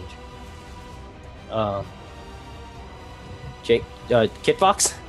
It's hard to put your finger on one thing. I mean, we've talked a lot about how the gunner just sits up there in that Skystone for a majority of the time. I think that's something that you need to be careful of, but it seems to be the way that the gunner plays their game. I mean, you want to be raining down that lead rain from on high, but the big clincher is the Alpha Core Crossfire unload, and that is... We haven't really seen the gunners been able to chain something like that together so far. It's all been, you know, Daze Bomb to start things off, and then they'll go into the knock-up and then an aerial. And I think we're still yet to see the true power, you know? It's just something that hasn't been dominant in the 3v3s so far. Yeah, definitely the opportunity is always really narrow. To be able to launch an opponent and then tombstone, you have to essentially control the entire game because, you know, even the aerial itself is hard because, you know, the opponent will just tag it and save him. You know, we've seen it every single time. The reflex of Duck Balls. He sees his teammate in trouble. He's already there before I can even say it. But without further ado, let's start our game. Virus versus Poe. Sin versus Gunner. Gets the tab swap in. Poe already using his SS and his 5-hit iframe. Now his Skystone and his counter. He is kind of in a bad corner right now. Almost literally tries to tombstone. And Virus just uses it to get more stealth. Bolt Strike again, stealthing all over there. Poe has used so many important cooldowns, and what is he going to be able to really do right now? It seems Virus is just, you know, relaxing. He hasn't really burned out much. Tries to get the cheeky aerial lightning rod, but, you know, he didn't quite catch it. Virus still not hit, really. Poe himself maybe taking some poison damage. Got dazed, unfortunately, did not get launched. You know, it happens. And Virus hiding in smoke. The unload is trying to do damage, but it gets Ivory. Poison Breath chunking a good amount. And you see Virus try to hook kick, gets caught instead. First the escape, but again, Virus is sitting on 90 plus HP. Poe is slowly just trying to get away, drifting. And Virus is like, okay, I'm gonna wait for my escapes. There's the Alpha call for his own escape. And there's the CI frame saying, alright, I do not care. I have 8 seconds to stall you out. The moment it's over, you are mine. And there is the Skystone again, floating across. And will Virus do anything? No, he's just going to heal more with a smoke screen. Because you know why? His flower and his stealth is almost up. And you can't really do much aerial damage in the smoke. So Virus was just, he was happy just to sit there in the end. It was like those bullets were just made of air. So Poe will be a little bit disappointed with that one. And he will be out of here in 10 seconds time. Don't forget, it is a 1-round advantage so far to I Was Pressing It. Off the back of some fantastic assassin play from the man himself, God, aka Virus. Regardless, we don't see that sort of explosivity this time, and both of the starters will tag out when they were meaning to, so nothing too cheeky, but that's a good knockdown now. Ember Stomp goes in, and this is the cleave that we were talking about from the Destroyer, how much damage it can really do. Now it looks as though Satanical might be looking for a wallbang here, a bit of his own medicine, but decides against it. And will, in the end, just go straight up for that Heavenly Dance. But in comes the assist. That's Poe on the gunner, but Duckballs is just able to survive it. And Duckballs also getting blue buffs for some massive damage by Virus. Satanical just taking chunks of damage. He has to use his iframe. And you see the blue buff again. Well, it's a different blue buff for Duckball that gives him 5-hit iframe. He's trying to wallbang Poe. Doesn't need to daze. Poe uses his escape, but luckily he had Alpha call up. Now he can use escape again, and now he's gonna hook again. Duck might be a little frustrated. Don't worry, pal, you might be able to catch him. And there is the catch with the Ram Slam, or the Ram Smash, and you grab and you're Ember Stomping, and then you see this Virus coming in with the PvE damage. Satanical has to use the party save too. and not to mention healing. The Poe is on such low HP. I don't know if he still wants to stay in there because Zac can just PvE, and here we go. The Summoner versus Summoner mirror match. It's Oxtra versus Zac again, and I'll tell you what, I'm normally you'd say Summoner v Summoner equals Resident Sleeper, but these guys, when they came in previous game, they were the ones that dealt most of the damage, they got most of the kills. Yes, they can heal, you know, a lot of damage that is dealt back to them, but the chunks that they were dealing were explosive, they were exciting, and now Zac will tag out, bring back in Virus, and Virus is like, yeah, you know what? I can do this against Oxtra. I know how to play against the Summoner here. And you can see him just going straight onto the cat now, turned his attention back over to the main man, Oxtra, who is just happy to sit back there and just heal himself up for days. Virus throws out all those cooldowns, will now come out of stealth, will actually target the cat as opposed to Oxtra, unfortunately. Again, Virus just unable to make these combos stick. So Virus just gonna chill in the back. He has his flower down. Oxtra hasn't really taken much damage. You know, just chilling back there. There he is with his own flowers, so he can't get shuriken, but he can't get knocked down. You can't get webbed, and you can't get lightning strike, friend. Bombard is just gonna come and do that free damage right there. Be careful, Virus. You can hit into the party decoy with that, and you strafe off of the cat. Get your stealth again. Oxtra just trying to R&B through stealth. It might have just worked. And Virus again using the cat for that free decoy stealth. Ult is ready, and that can actually be very painful. As we see right now, it doesn't matter if you CC for a Sin ult against a Summoner, and Satanical's back in the game. Satanical's back in, yes. Virus now always been ripped, but will actually tag out. Bring back in Zac to go up against Satanical. And the man with the Sunflower is, he's getting it done at the moment, it must be said. Satanical taking a lot of damage. The Power Pound's still available. It's not going to be required. See you later, Satanical. In comes Poe, and he gets caught for his troubles as well. Lots of damage there, but now Zac is on the receiving end for a change. Poe will pop his Tombstone. Duckballs comes in on the Destroyer with the assist with the Iron Plating. Will keep Zac alive for as much as he can, but Bag Milk again on the defensive. And I think Poe just flashed Zac's cat, maybe out of spite right there. And Poe is just kind of, you know, what are you going to do against a Summoner? They have so much healing, so much damage. I've heard a lot of people have difficulty with this matchup, and it's especially not going to be great when you don't have Tombstone. There's your escape used, and you're trying to hook away. And you have 5-hit iframes, but have you tried using a 5-hit iframe versus a Summoner? They do not care. So there you go. You're hooked in the air. You're hiding Skystone in the air. Who cares?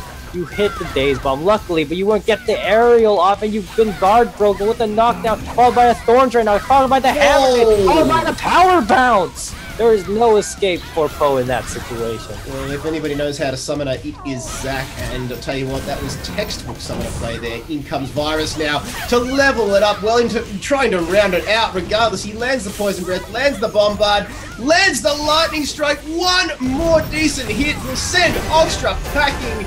And he does exactly that, so well done, Virus. That is what we're talking about, Hank. That is the Virus that we saw to start the first round. He finishes it the way he closed, and that is with an absolute bang.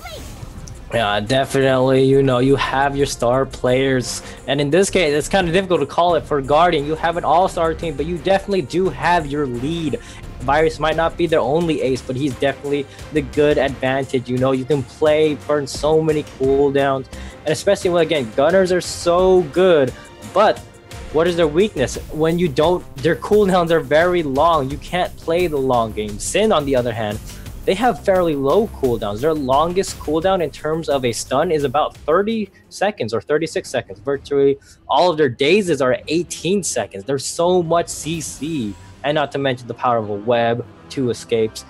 We might not have seen Sins as dominant today, maybe Flower before, but definitely Virus is someone to look at. And now we have up next is Guardian, and I was pressing it. This will be interesting because a lot of these guys, they're not only competitors in Blade Soul, but they're also friends as well. A lot of these players were representatives last year at NA Regionals, so they know each other. They've had the opportunity to spend time with each other, and so they know the inner workings of both their own team and their opponent, because this is what I like about the NA region and the EU region, is that a lot of the teams, they often jump, when I say jump ship, I mean they change allegiances, so everybody sort of has a feel of everybody else's play style. So the game that we're about to feature on screen, Guardian versus I Was Pressing It, is going to be a testament to exactly that. This is going to be some of the best Blade and Soul that we've seen all day, not just because it is the pointy end of the tournament, but because of those factors and about how these players know each other so personally. Yeah, it's definitely quite a match of more than just emotion, but I'm sure they will be playing their all. And definitely we have Guardian versus I Was Pressing, which we did miss in the earlier winners bracket with Guardian leading 2-1. Maybe it'll change in this case. We weren't even sure if Zach was on Summoner or Warlock, but we can say for sure that actually no, we can't even say if Guardian will run a Sin or Destroyer for the Bears versus when I Was Pressing It, you might have a Warlock or Summoner. You know, kind of a bit of an interesting thing there. But how do you think they're going to how do you think this is going to be for either side? Like, which one would you put your money on right now, Kid Fox? I really do not know. I mean, that was the first time we saw I Was Pressing It for the entire tournament, but Guardian, we've seen them before. We know exactly what they can do, and it must be said that they struggled a little bit. I Was Pressing It have looked a lot more clean cut, a lot more surgical. They make far less mistakes than any other team that we've seen today. It was unfortunate that they went up against Guardian in the first round and they only went down by 1 round. It was a 2-1. So this game is a rematch of the first round where Guardian actually knocked I Was Pressing It down into the losers bracket. I think I Was Pressing It would have learned from that one because Guardian, I'll be honest, they've looked shaky in that winners bracket. They really have. I mean, they showed signs against Legacy. They took Bag Milk pretty easy, but again, before that, like I said, they only won by 1 round over I Was Pressing It. So I'm going to back them to come in here. The way that I Was Pressing It are playing at the moment, the way Duck Balls is on that Destroyer, the way Zach is playing that Summoner, I think I'm going to back them in for a win here.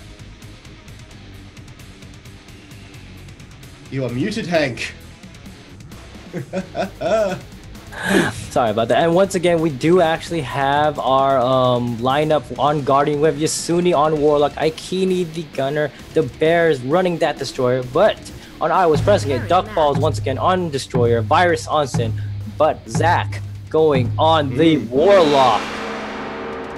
And we have Aikini versus Virus, Gunner versus Sin. We've seen this a few times. Let's see if it's any different. Aikini escaping out of there with the bulwark. You see, his Virus is actually not going for much CC. He's running that Lightning PvE build. He's going for the tab switch. Some cheeky damage right there. Aikini says, no, thank you. Give me some respect. And he's pulling out the Shadow Gunner. Gets the daze, gets the double daze, and he's forcing the escape on Virus. There's a time distortion, so Virus has a little more breathing room. Aikini's probably a little frustrated because he just caught him twice. But, you know, that Tombstone, that 45 seconds for that iframe, and now he can fire in the neutral, that 4 ability to try to knock him out of stealth. Virus just trying to get that heart stab in there, but unfortunately not really landing. There's the reset onto for Aikini's side. These Warlocks are just coming to reset their friend. Virus taking a lot of aerial damage, and unfortunately the wallbang from the Bear just narrowly misses from the floor. And we have Aikini hanging in a Sky Stone, and he's probably going to move to the other side, or he just float in the air, and there is the other Sky Stone hooking in there, trying to chop out. He took a face full of damage, Virus, from the multi-hit of the 4 Shadow ability. And then Doug's turn is time to go against Aikini. Tombstone now comes out from Aikini. Duck Balls on the ground. Of course, Aikini is in the air, as you do.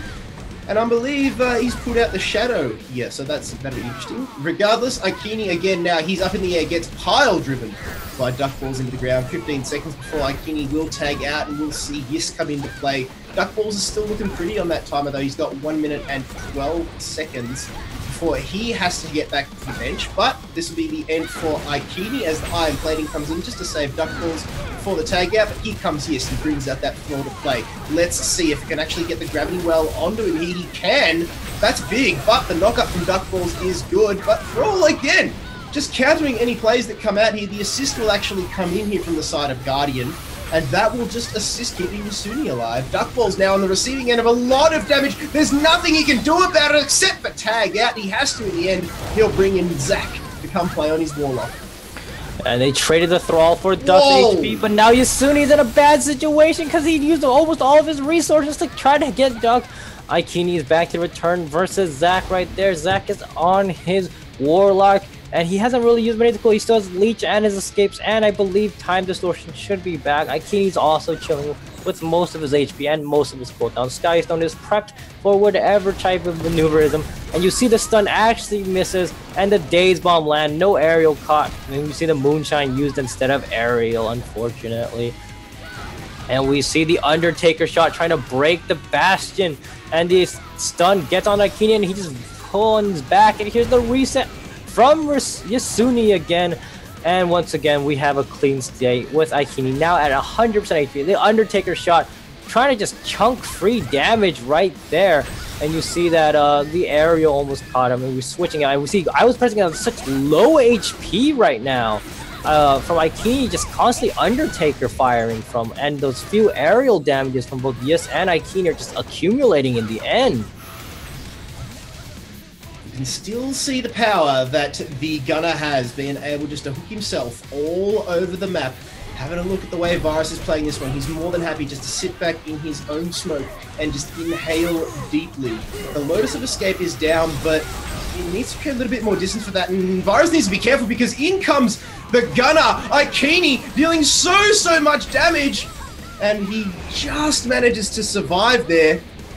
And in comes the Sanctum, and I tell you what, this is not looking good for I Was Pressing It with Guardian. They're doing exactly what they did in the first couple rounds, and that is just absolutely take it to I Was Pressing It. They're obviously still licking their wounds, still fearful of what Guardian can do here, Hank. Yeah, and definitely, like, they've had opt for the Time Distortion to heal up Virus, but it wasn't enough. Duck trying to get the cheeky Q-spin, but right now he's not too worried about actually catching Virus. He knows this is more of stalling right now. See, he opts for the stun, but immediately withdraws because he doesn't care for the combo damage. They know they're winning in damage. They just need to force resources out of I Was Pressing It. The E was used in neutral so that there wouldn't anything happen, but it seems like Bears is actually running that difference persistent. He's using the defense one, and he gets the stun from the ult off. The Warlock's Thrall is in low HP, and you see Aikini's turn, and let's see that Undertaker shot right there, firing straight at the Thrall, trying to unload the Thrall. The Thrall is dead into the Moonshine. The Moonshine probably going to do a little bit of damage, and Aikini has an ult, unfortunately. Gunner ult not being so terrific, but he just blinded Zac, unfortunately. Zac couldn't able to even see that his opponent was in range. The Duck being launched immediately. Iframe had to be used by Virus's side, and he's not looking great. But Guardian, even though they got the stun, Aikini was able to just Skystone and tab out of that.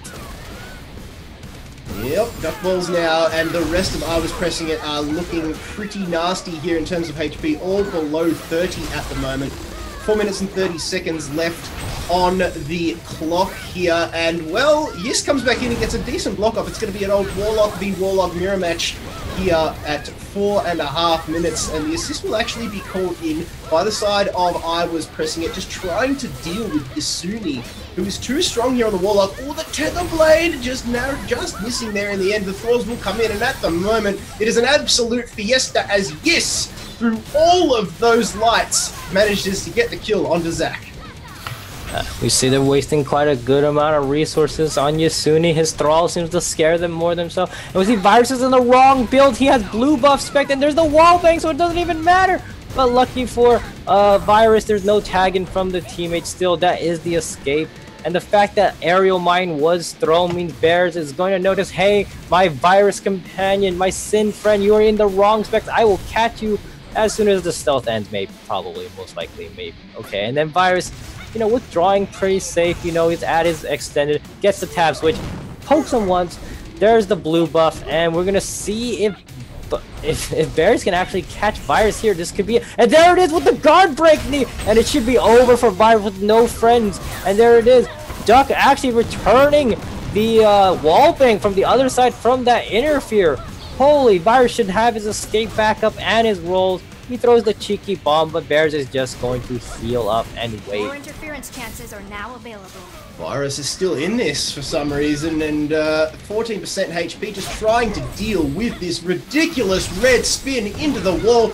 I don't know why the Bears dropped that combo. I think it's just more for style points in the end here. They realize that they've got I was pressing it up on the ropes here, and Duck Balls inevitably will fall, and Guardian take the first round in this best of 3 series. Hank, at the end there, I just want to touch on, there was no need to drop that combo, but they did it in the end for the style, for the viewers, for the lulz.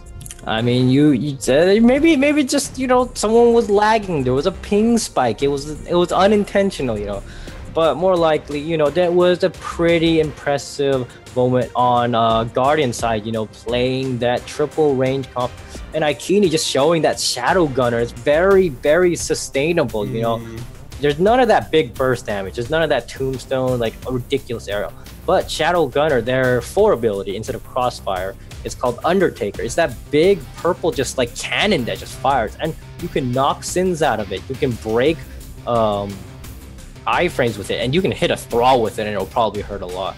And just the fact that you're able to just constantly do damage, amazing for that setup. And in the case where you can't often catch your opponents in big combos, you know, how often are you going to catch Virus? How often are you going to catch Duck? You know, here's one for you, Hank. Would the Moonshine ability, the AoE, actually go through a Sanctum, say, and hit the Thrall or something like that?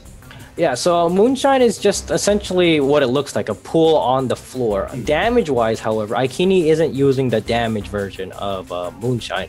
He's using a sort of shorter cooldown version that removes the ability for opponents to use their charge skills.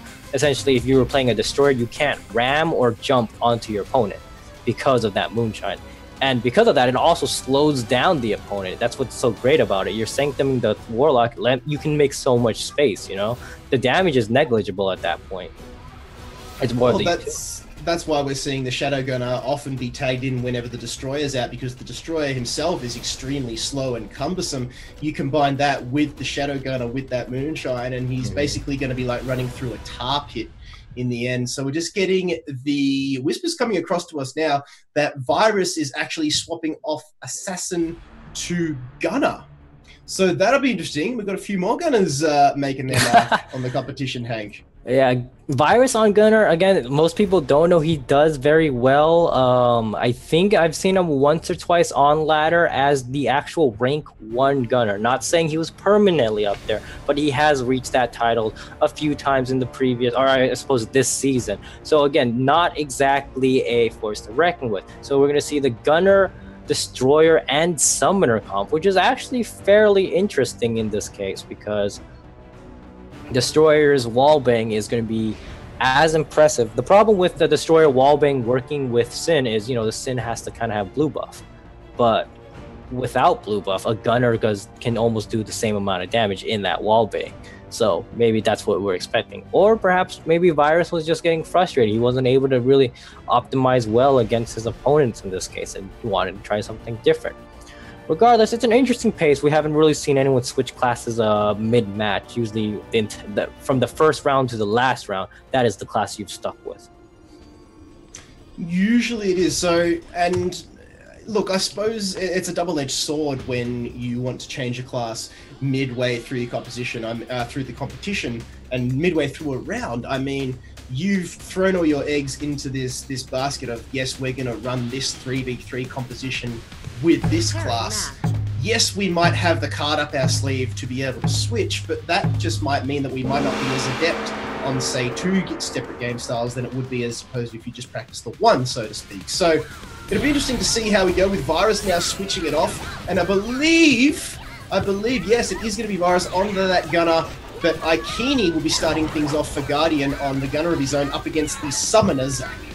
Yeah, it's usually we don't see this Summoner lead, and we see that Zach's actually pretty comfortable with this matchup right now. Aikini's actually opting for that Fire build instead. I guess because there's no Sin, you can go Fire build.